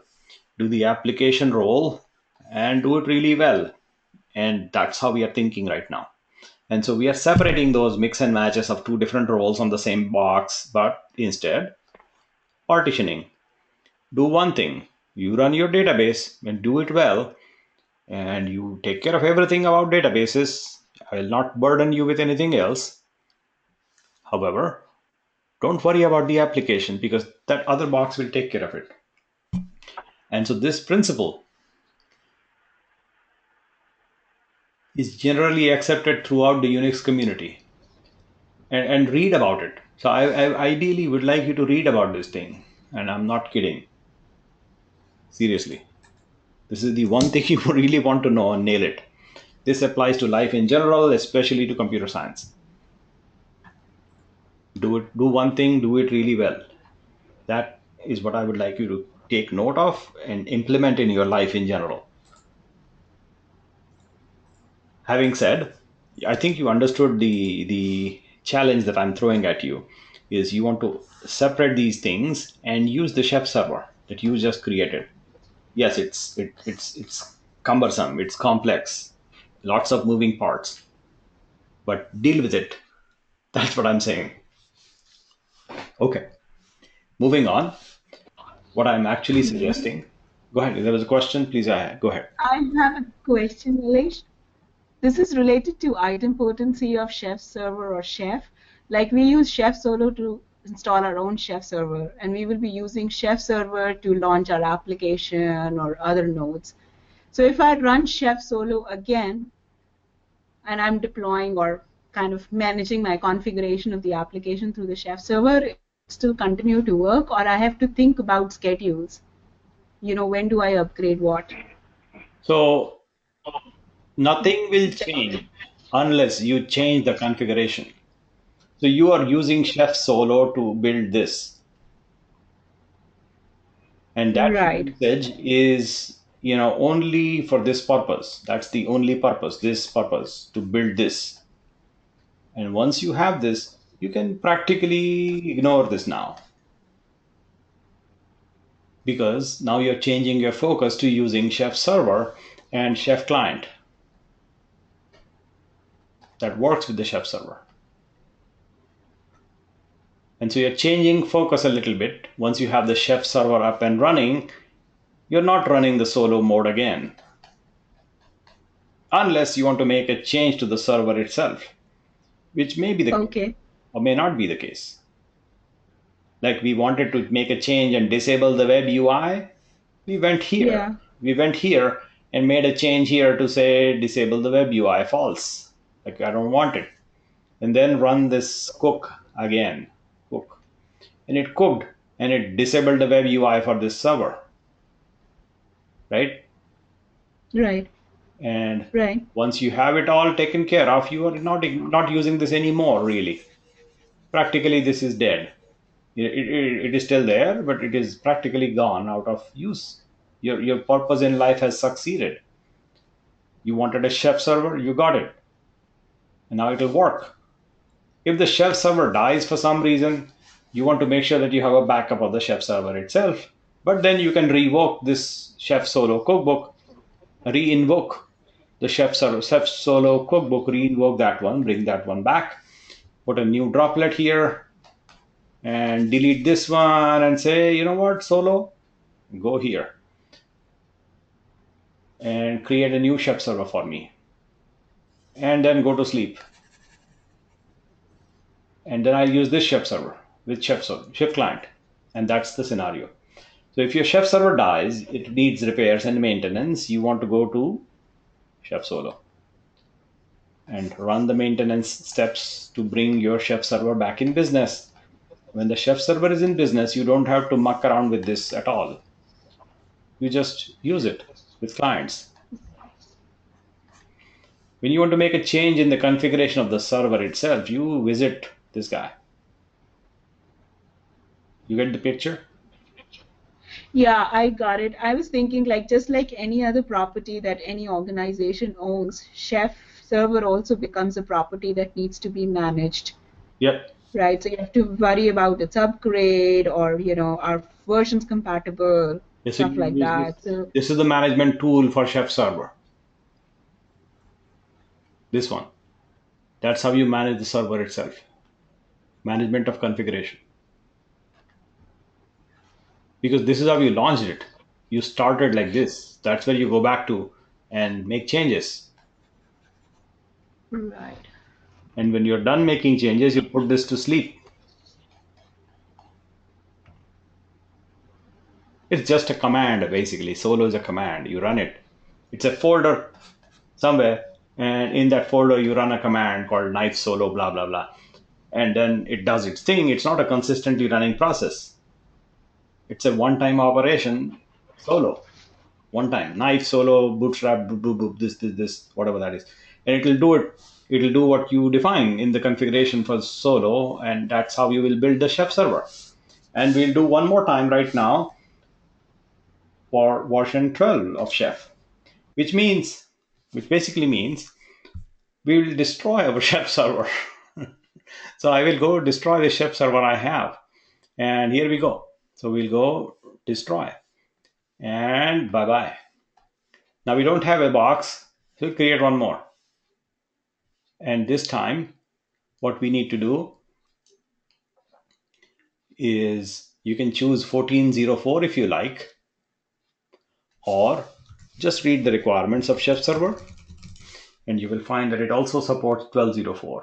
So go Linux 12.4.1 chef server. The requirements are Linux 14.04, Linux 12.04, and Linux 1.2.10.04. All three are supported. Nice.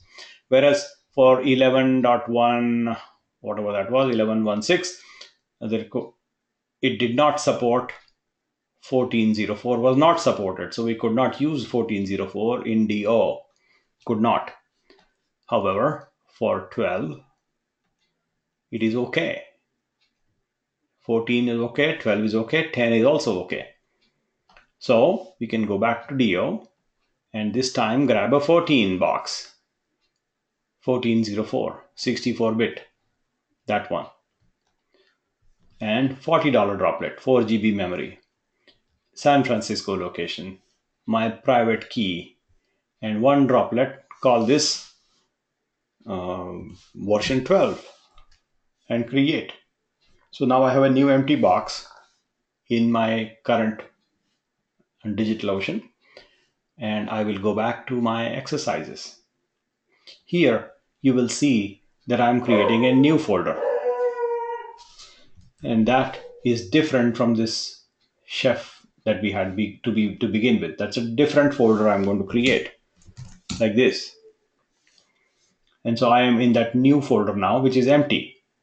In that folder, I will open Atom and put in a slightly different configuration file, which is what we have, different from the other gem file we had before. You will notice the subtle differences. The differences essentially arise from the fact that we are using newer versions of these gems.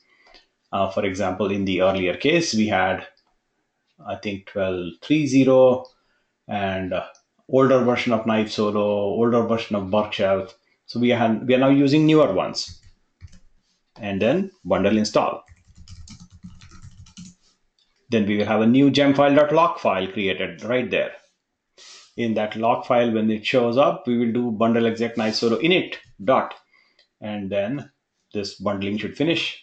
And when it finishes, you have a log file there, which is the dependency map, and then the gem file. Those are the two files we have. Now we need to run a kitchen initialization. So we go like this: initialize my kitchen right here, right now, and it goes. So we have the kitchen now. Nice. Next, what we need to do is put the Burks file in place. So you will see that this Burks file is slightly different from the previous Burks file. So here, the previous, I think, okay, come on, click. The previous Burks file was slightly different from this Burks file. In fact, there is a different book here called Chef Ingredient as opposed to Chef Server Ingredient. The older book was differently named. So the book itself is different. The versions are a little bit different. And that's the Burks file we want to use. So I'm going to save this Burks file and then do a Burks install.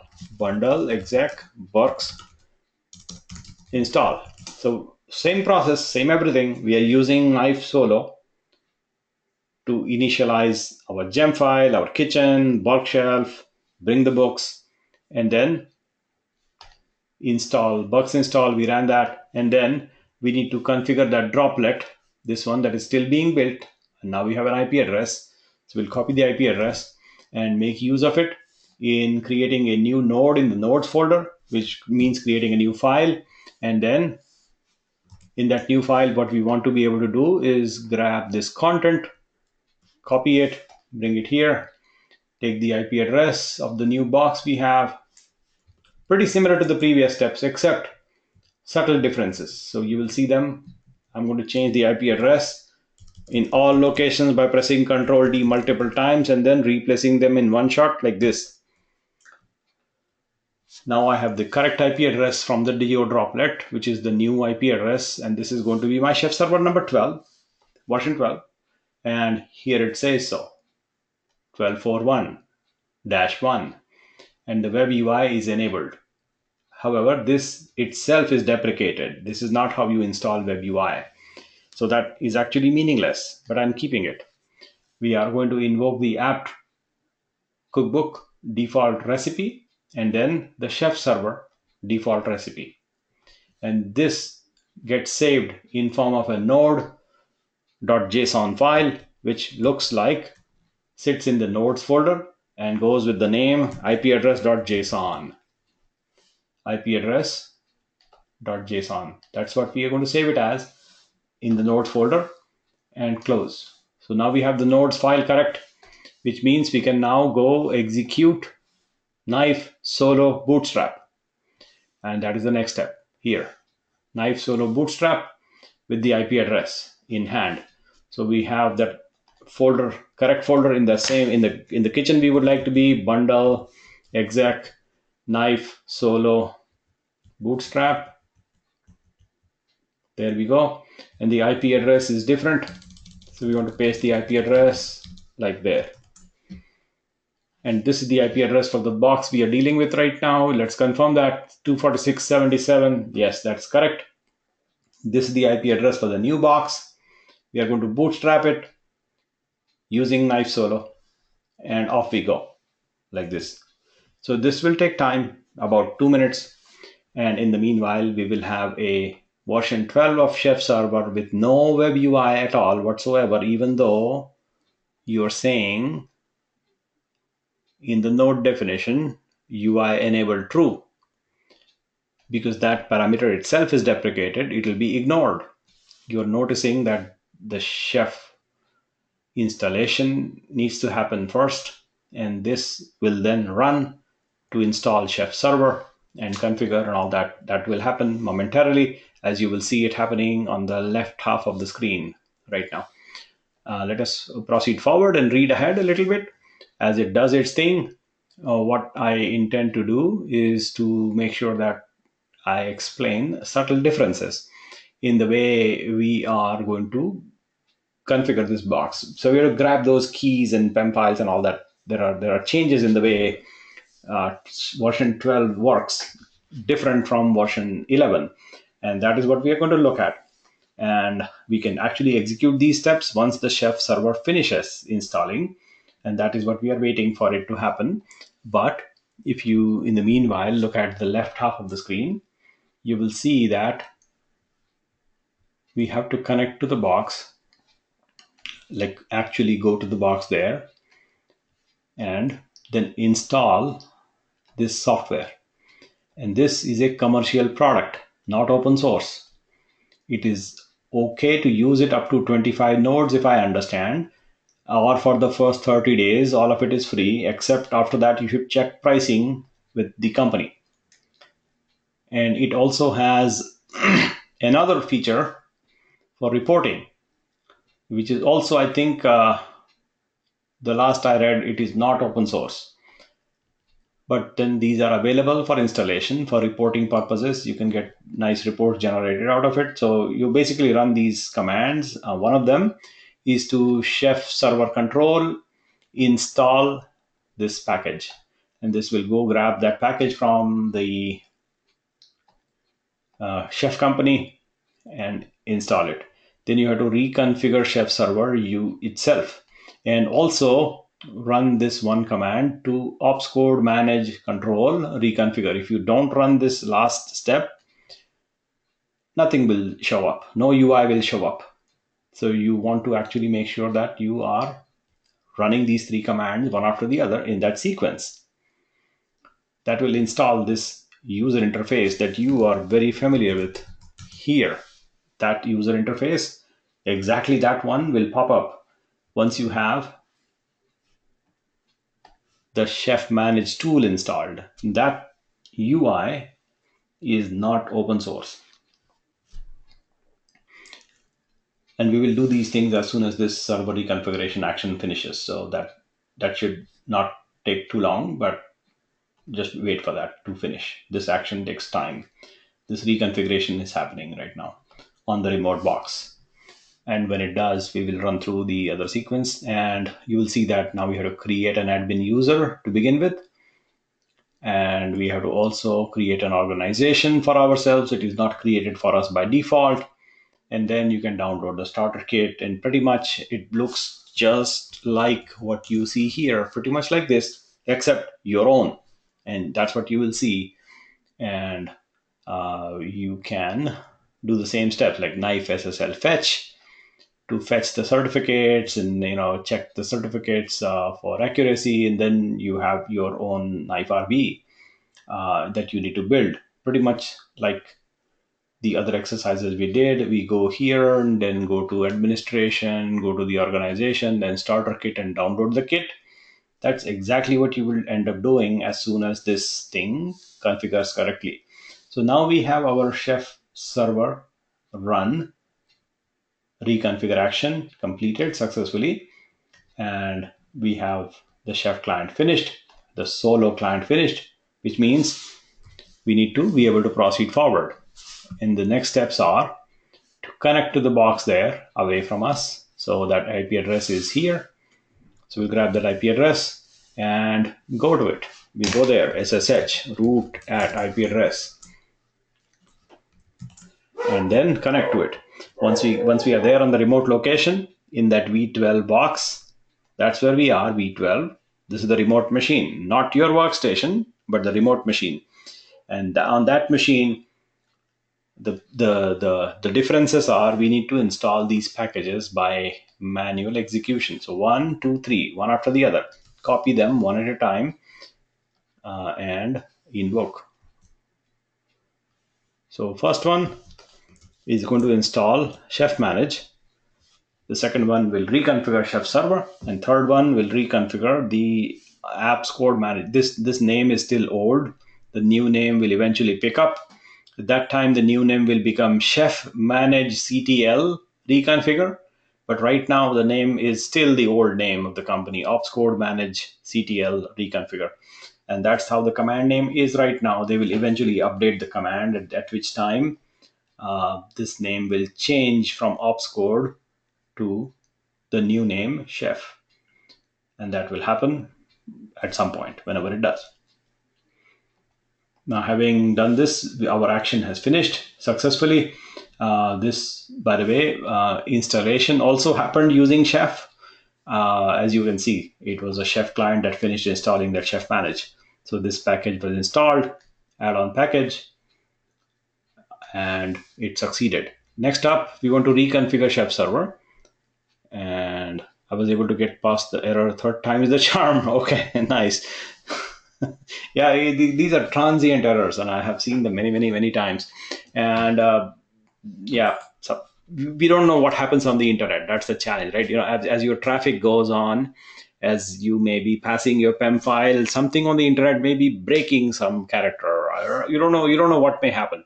And so there are checks and balances and error checks and verifications, but then there are errors, and they will occur. And we just have to make sure that we address, because internet is an inherently unreliable thing. It's a thing. And the beauty that we need to provide is to make sure that our customers continue to get what we want to give them, what they want from us, in spite of all the challenges that the internet presents to us. That these cloud boxes or your physical boxes in your corporation, you have those boxes. That computers are meant to fail. They will die on you. That will happen. I can guarantee that one thing is something will go wrong at some point when you absolutely need it the most. And that I can guarantee personally, and I'll bet money on it, that things will go wrong. And they will go wrong exactly when you need them to be working. And that's a fact of life. So the beauty comes from the fact that we need to provide services to our customers in spite of all these challenges, in spite of the fact that internet is an inherently unreliable medium. It breaks all the time. You see it. And that's the one of the key learnings is that you have to provide a level of reliability over and above what the inherent unreliability of the internet that is there. And it doesn't mean that you are able to completely overcome every single problem, but only to the point that the customers do not care. You don't really care if Facebook goes down from a business perspective unless you have a business dependency on Facebook. But honestly, I don't care if Facebook goes down.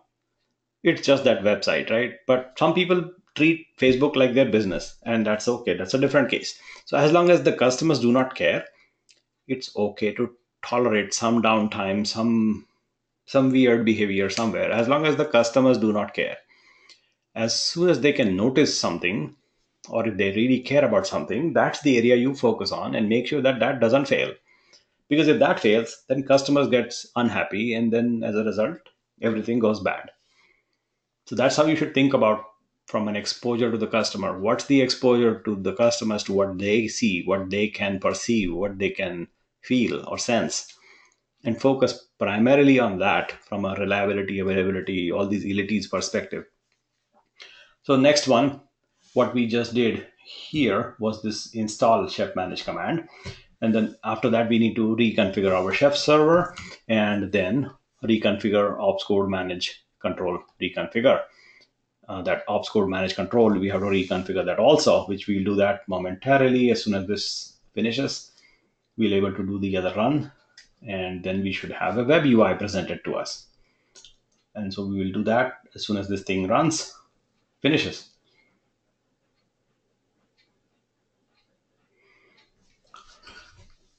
Should not take long.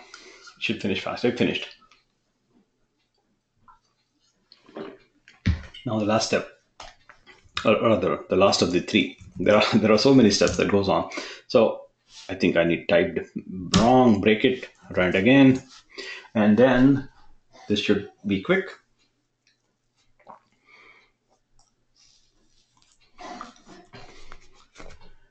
Should take about 1 minute, and then this should also finish. So then at that time, we don't really need to run the chef reporting.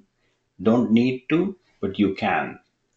So this segment itself is optional. Unless you want reporting capabilities, you don't need to run it. But I will run it. So just so you make sure that you get the perspective. And waiting for this thing to finish.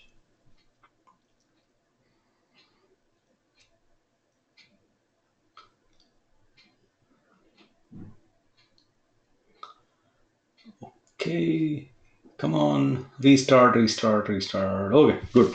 Next one, install reporting. Yeah, I wish these could be automated through the cookbook so we don't have to wait and do it like one by one, but they are not in the current layout. We have to go to the box and install them. There is a cookbook that I need to maybe write or figure out how to make these actions also automated, which I will do eventually. But this is a new exercise I built 2 days ago. So that's why it is written the way it is, which is there needs to be a cookbook to handle these steps automated. And maybe that becomes an exercise for you guys to take this up and write a cookbook that automates these steps also, to create an administrator user, create an organization, and just present the web UI. That becomes an exercise. There must be a cookbook, by the way. Somebody must have written it by now. I just haven't looked at it. Or if not, I will write it. But I haven't written it yet. So what we just did was the control reconfigure. And then this, we are running reporting, right? What was that command? Let's see, history. So we ran reporting, we ran reconfigure. Now we need to run the last step, is ops code reporting control reconfigure. And that should finish quickly. And then we begin creating an administrator user. This is not created by default. So the creation step is sudo chef server control user create, then give the admin username, admin first name, last name, email address, admin password, -- file name, admin user.pem. And that is what we need to grab. So we need to basically run that command. And here I have an example. So that's what I will run. And this is going to be run in the box in the remote location. In that remote location, which is our V12 chef server, I will run this command. It says sudo chef server control user create a user by the login name Nilesh, by the name first name, last name, email address. And by the way, here's the password for it. And when you have this completed, I know you will generate a PEM file for me. So save that in the file name called nilesh.pem and save it locally right there in that location. So dot location, the home location, save it right there, and it will do that. And then you will have the PEM file created after the user gets created. And now we have it right there. This nilesh.pem got created. So we need to grab that PEM file from that location, and we will see that, and we'll grab it locally, bring it down locally. Similarly, we need to also create an organization. Now, if you don't create the organization for some reason through the web user interface, you can do that. For example, you just open the web browser and you are presented with this invalid certificate error because it is a self-signed certificate. Again, we need to continue. And here what you're looking at is a very familiar look and feel, but the box is our own. The box is our own. Here, the login name is Nilesh and the password is 123123123, and click. And I'm going to not save the password, but here we go. Here we have a Chef server on our own, version 12, with the user interface that we kind of sort of know from the other company that gives us a free account with 5 nodes. And right now, what we are looking at is this presentation for us that says that, you know what? You're not a member of any organization, and you don't have any invitation from other people in your company that invites you to join an organization, because there is no organization in the server itself. It doesn't exist. We never created any yet. So we can create an organization through a command line like this, basically saying, hey, create organization, create by the name Cloud Genius. The full expanded name is this, and associate that organization with the user Nilesh. That association is what we can do on the command line right here, and I can do it either the command line way, or I can do it by clicking the orange colored button there to create a new organization. Both methods are okay, but I prefer the command line, so I'll go that route. And it will create a organization and also dump in the console this PEM file for the organization called cloudgenius.pem, and this was dumped right in the console, as you know, as you can see it. But now we go back to the browser and refresh. What do you see now is it just let us in without having to create an organization, because the organization was created through the web, through the command line here. And you can see the organization right there, Cloud Genius. It shows up. Now, having done that part, this PEM file that you have and this other PEM file that you have created in a previous step this is the personal PEM. This is the organizational PEM. The organization name happens to be Cloud Genius in this example. And these two PEM files, we need to bring them down on our workstation, like right here. This is the Chef server, by the way. And we don't want to leave them on the Chef server, but instead we want them on our workstation so we can deal with them in here, right? We want to bring them in that .chef folder. That's what we would like to have. However, we don't have to worry about it. The reason is we can come out of this prompt from the Chef server prompt, clean up, and actually don't even worry about the terminal at all altogether. Just focus on the browser. And in the browser, you will see that there is this administration button. And here you see a list of all the organizations you have. Like in this example, in our own Chef server, you have this only one organization called Cloud Genius. That one. And in that organization selected, in the administration tab, you have this button on the left side called Starter Kit. And here I can download the Starter Kit. And when I do that, it is warning me.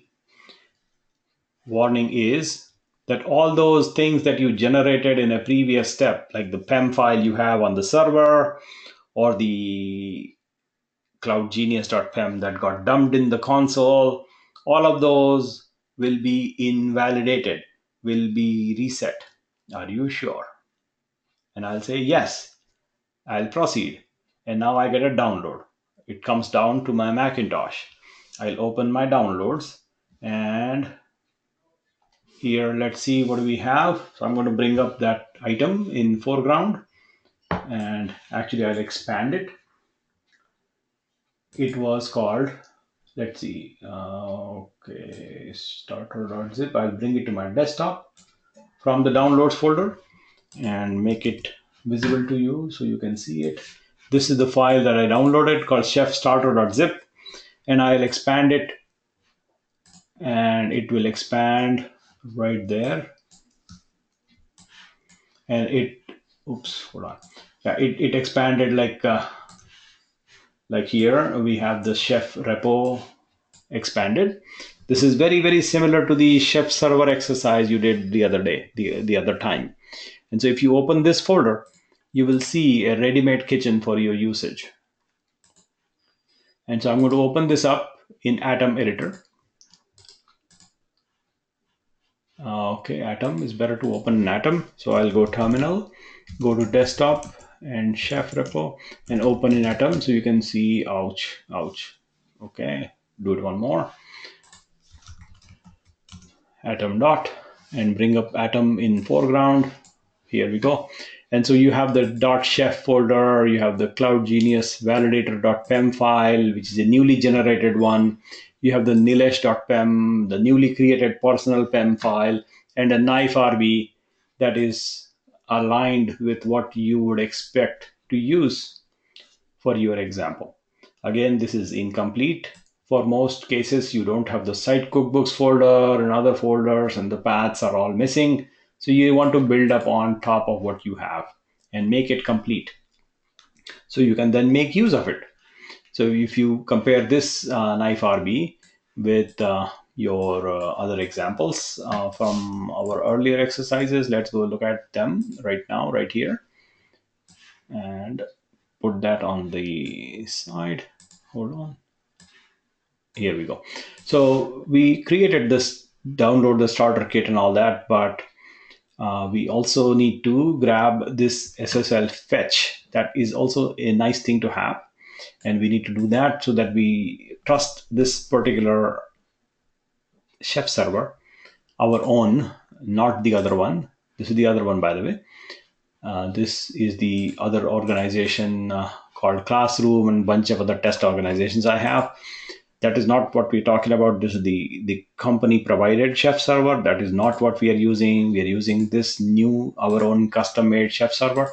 And by the way, this download that I did it outside the VM. I would like you to download it inside the VM so that you get the things in the right places. So open the browser inside your VM, not outside. That will make it easy on you, so you don't have to transport the kit from your physical machine all the way to the virtual machine. That becomes a challenge sometimes, but open this custom chef server inside your VirtualBox virtual machine, and that will make it a lot more easy. Now, having done that part, I want to make sure that I do it also with you so that I clarify what I'm really dealing with. Is I need to go open the Firefox browser, and in that browser, I need to visit that URL, not this URL, but the IP address, copy, and then paste. And that opens up. So say connection is not secure. I understand it is not. So go learn more. Now where do I override? Or advanced, and say add an exception, and then get the certificate and confirm security exception, and it lets me in. And that's what you need to do. On password is, in my example, the password happens to be 123123123, and I will sign in again. And then I will go to my administration, organization, and download the starter kit one more time.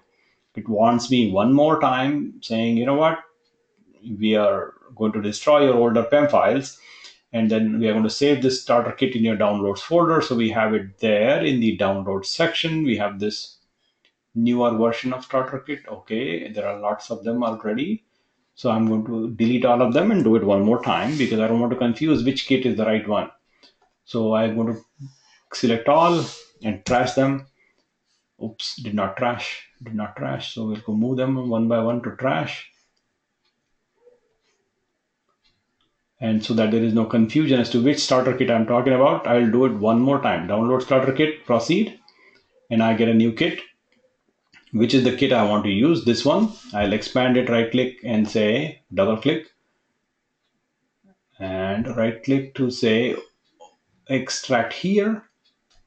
And now I get a chef-repo folder. That's what I want to use, but I want to keep that chef repo folder in my home location. And so I will put that in the home. That's where it belongs, this one. And then I can go out, open terminal, and go to chef-repo. Chef-repo.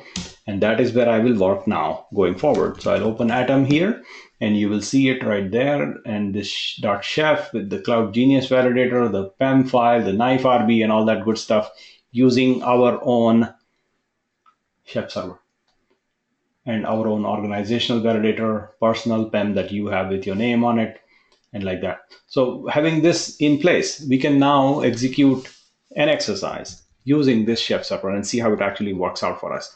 So we're going to quickly test the validity of this chef server by first thing first is making sure that we go to knife SSL fetch. So we'll run that bundle exec knife SSL fetch. This will grab the certificate. Oh, there is no bundle because there is no gem file. That's why bundle doesn't work. So we'll just say knife SSL fetch, and it will fetch the certificate, put that in the right spot. This error you saw is because there is no gem file in the current folder, and that's why it doesn't know what to honor.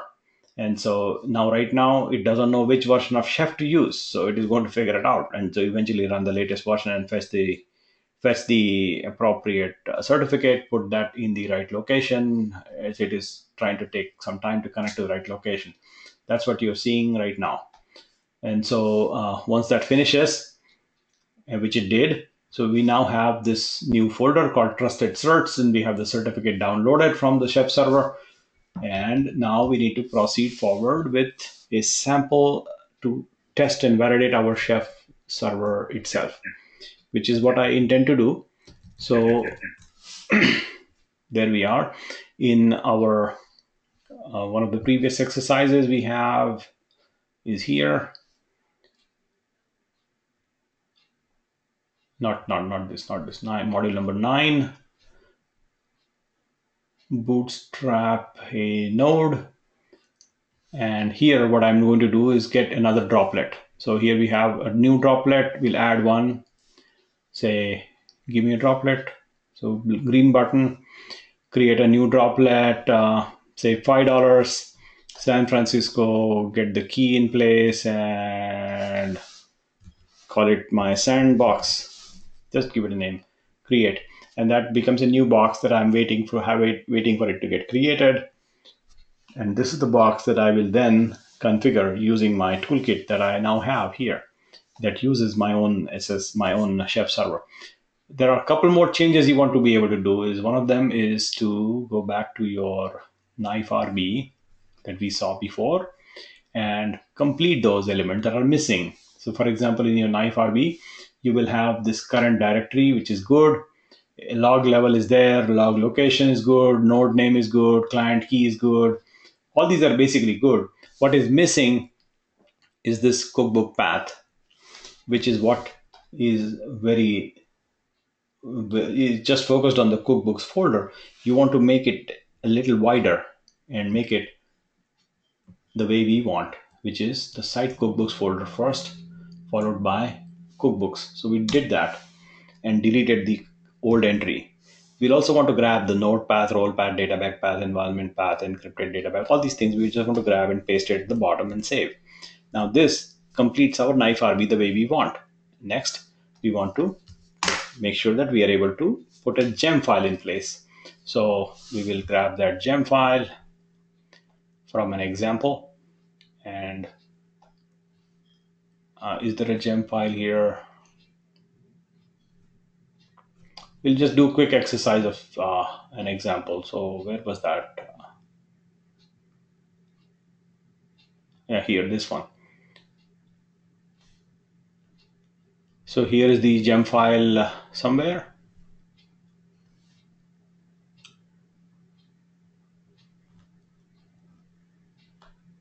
Come on. And by the way, while we are at it, we can also add a token. So this knife RB, we can add a token that we currently don't have. So that way we can actually configure a bootstrap a new node if you like. So get a new token from DO, or you're using Rackspace or AWS or Google Compute Engine or other clouds. You can just add those credentials there and then proceed forward to put in a sample gem file like this one, for example, and that belongs in the location where you save it as the gem file. For an example exercise we'll do right now, that gem file is in place, which means we can now bundle. And it is going to get all the gems. They already are locally available, so nothing to download. And then we will proceed with that next step, which is to get to a point where we can run some sample exercise. So we are going to run one of these commands first. So for example, knife server EC2 list. Do we have that EC2 there? Yes. So we're going to run knife server EC2 list. I did not type list for some reason. So I'll check my connection. It says you did not provide a valid AWS key, which is actually accurate. My knife RB doesn't have that. So I have the DO token, which I need to change. And I need to also provide my keys. And that's the error you saw. So you need to provide those keys right here, which you need to go back 2 steps and get the way you write the syntax. And that is available there. So you have to go find the exact syntax you want to paste in your knife RB, which looks like this. You want to grab that syntax here and paste. And now you have the access key ID and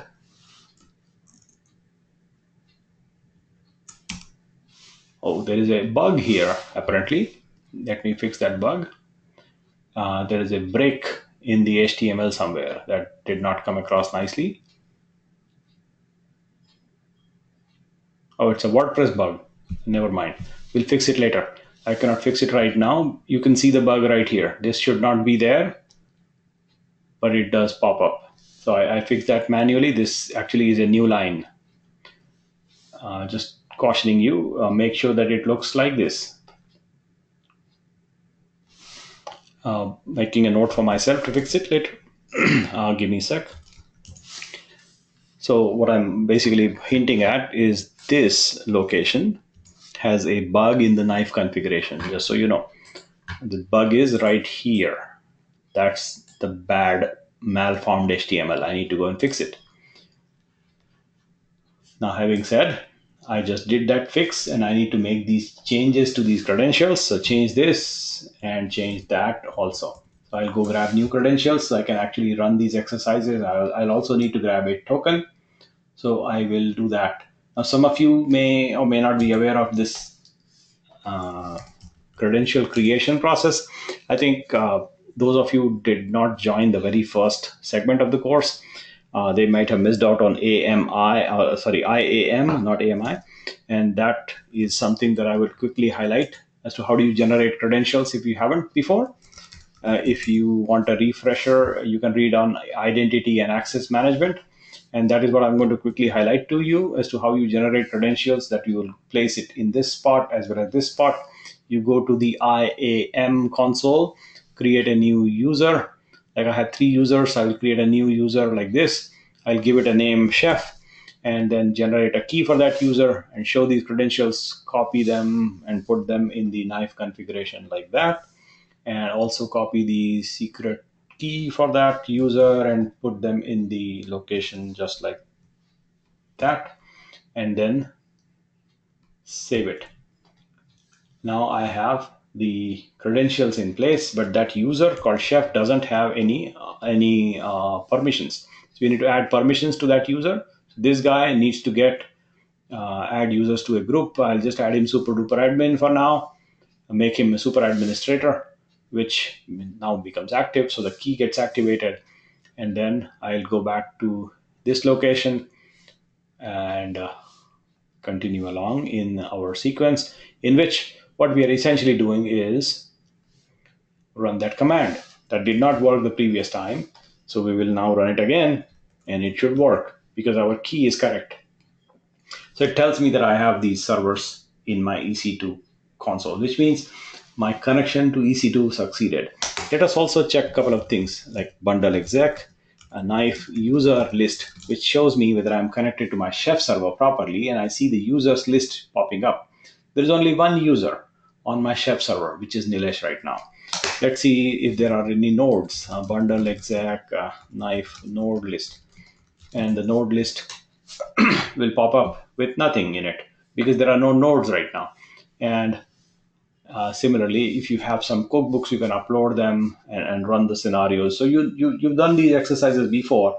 What I'm essentially suggesting is that now you have a version 12 chef server. Use this one to do that complex exercise, which is what I'm really hinting at. Version 12 chef server, you got it. You know how to build it up. Use that box as your chef server, make your knife RB, and run that really long exercise. I know you have it done already, so you don't have to repeat. You do not have to repeat the entire module 8 because you have the folder already. You don't have to do all these things again. You just have to upload your roles, your cookbooks, and your data bags, and everything else associated with that exercise, which is basically this one. You know you have done it at least on one box.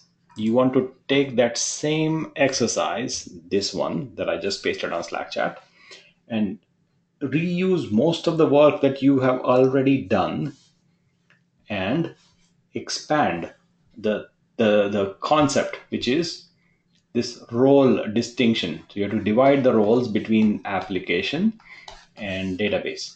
That distinction is what I would like you to accomplish using that newly minted chef server, and reuse most of the work that you have done already while you were putting all these together on one box. Except look at what Helen has suggested.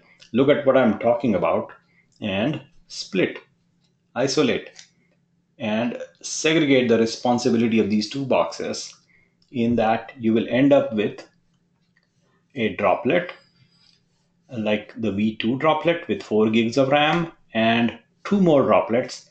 One of them will be called application, the other one will be called database, and have these two boxes configure according to this exercise, which is you have already completed, except you did it for one box. I would like you to do it in separation of app and DB. And I hope that exercise itself that I'm trying and asking you to do is clear. I think my ask is clear. If that is not clear, I need to clarify. And please tell me that you haven't understood what I'm asking you to do so I can explain again. But I'm assuming that you have understood what I'm saying is extend the project we did in module 8 on top of module 10 like this. Separation of concerns, app, DB, and use your newly minted version 12 chef server. Is there any question on what I'm asking?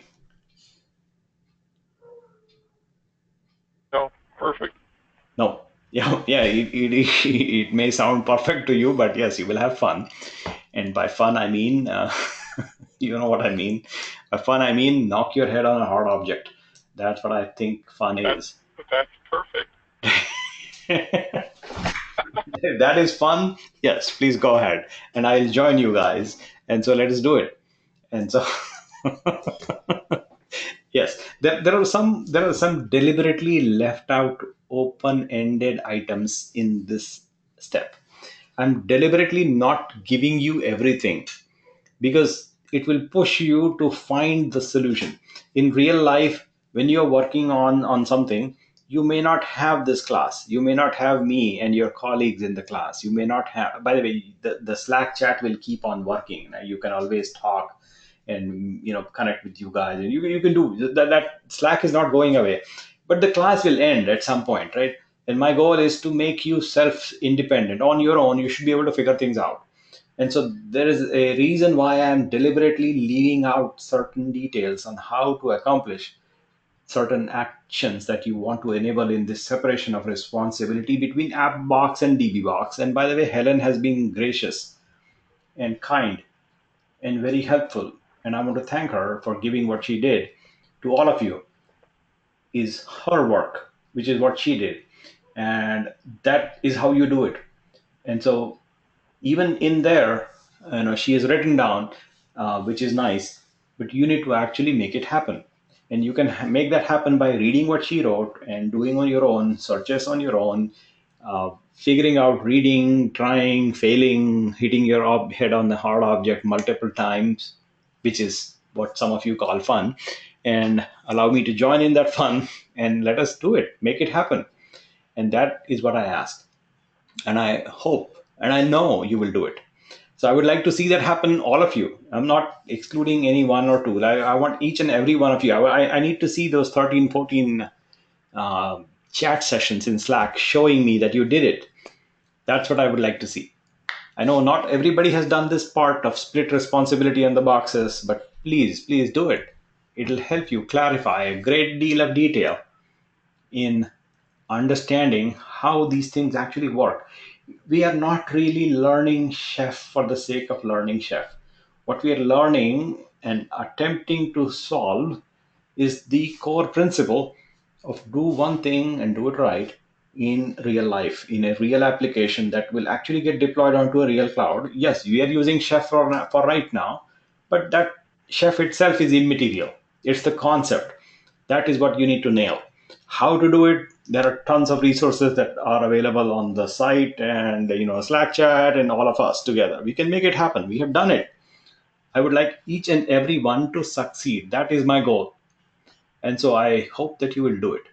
And with that, we conclude this particular series of DevOps based discussions. But that doesn't mean we'll stop talking about DevOps in the subsequent section, which starts the next time we meet, which is, when do we meet again? Where is the calendar? Oh, I lost my calendar. Thursday, which has got to be the 25th. Yes, 25. That is when we have only 8 more days to go, 8 more sessions to go, starting 25 of March. And so the class is 66% over, which is kind of strange and crazy. But just so you know, so we will begin with discussions on architecture. We will also discuss a couple of case studies focusing on at least one big thing called Netflix. And there are some reading materials that I will enable access for you momentarily. That will allow you to read some of the preparatory material. But these are more conceptual discussions than bogging us down on the command line. These are a slightly higher level perspective on things. So it may not involve as much nerding out on the terminal, but terminal doesn't go away. And so yes, it'll be there. It will be there to the extent we need to deal with it, but we will take the perspective from a slightly different point of view, looking at it from a higher level to begin with, to understand how do companies take something and roll with the cloud. For example, this news today, which is kind of interesting, and you may know this already, Spotify, Google Cloud. You may have heard of it today, like 13 hours ago. And that is happening. So Spotify, as you know, is moving to Google Cloud. It already has about 250,000 users onto Google Cloud running. It has about 55 million users, if I remember right.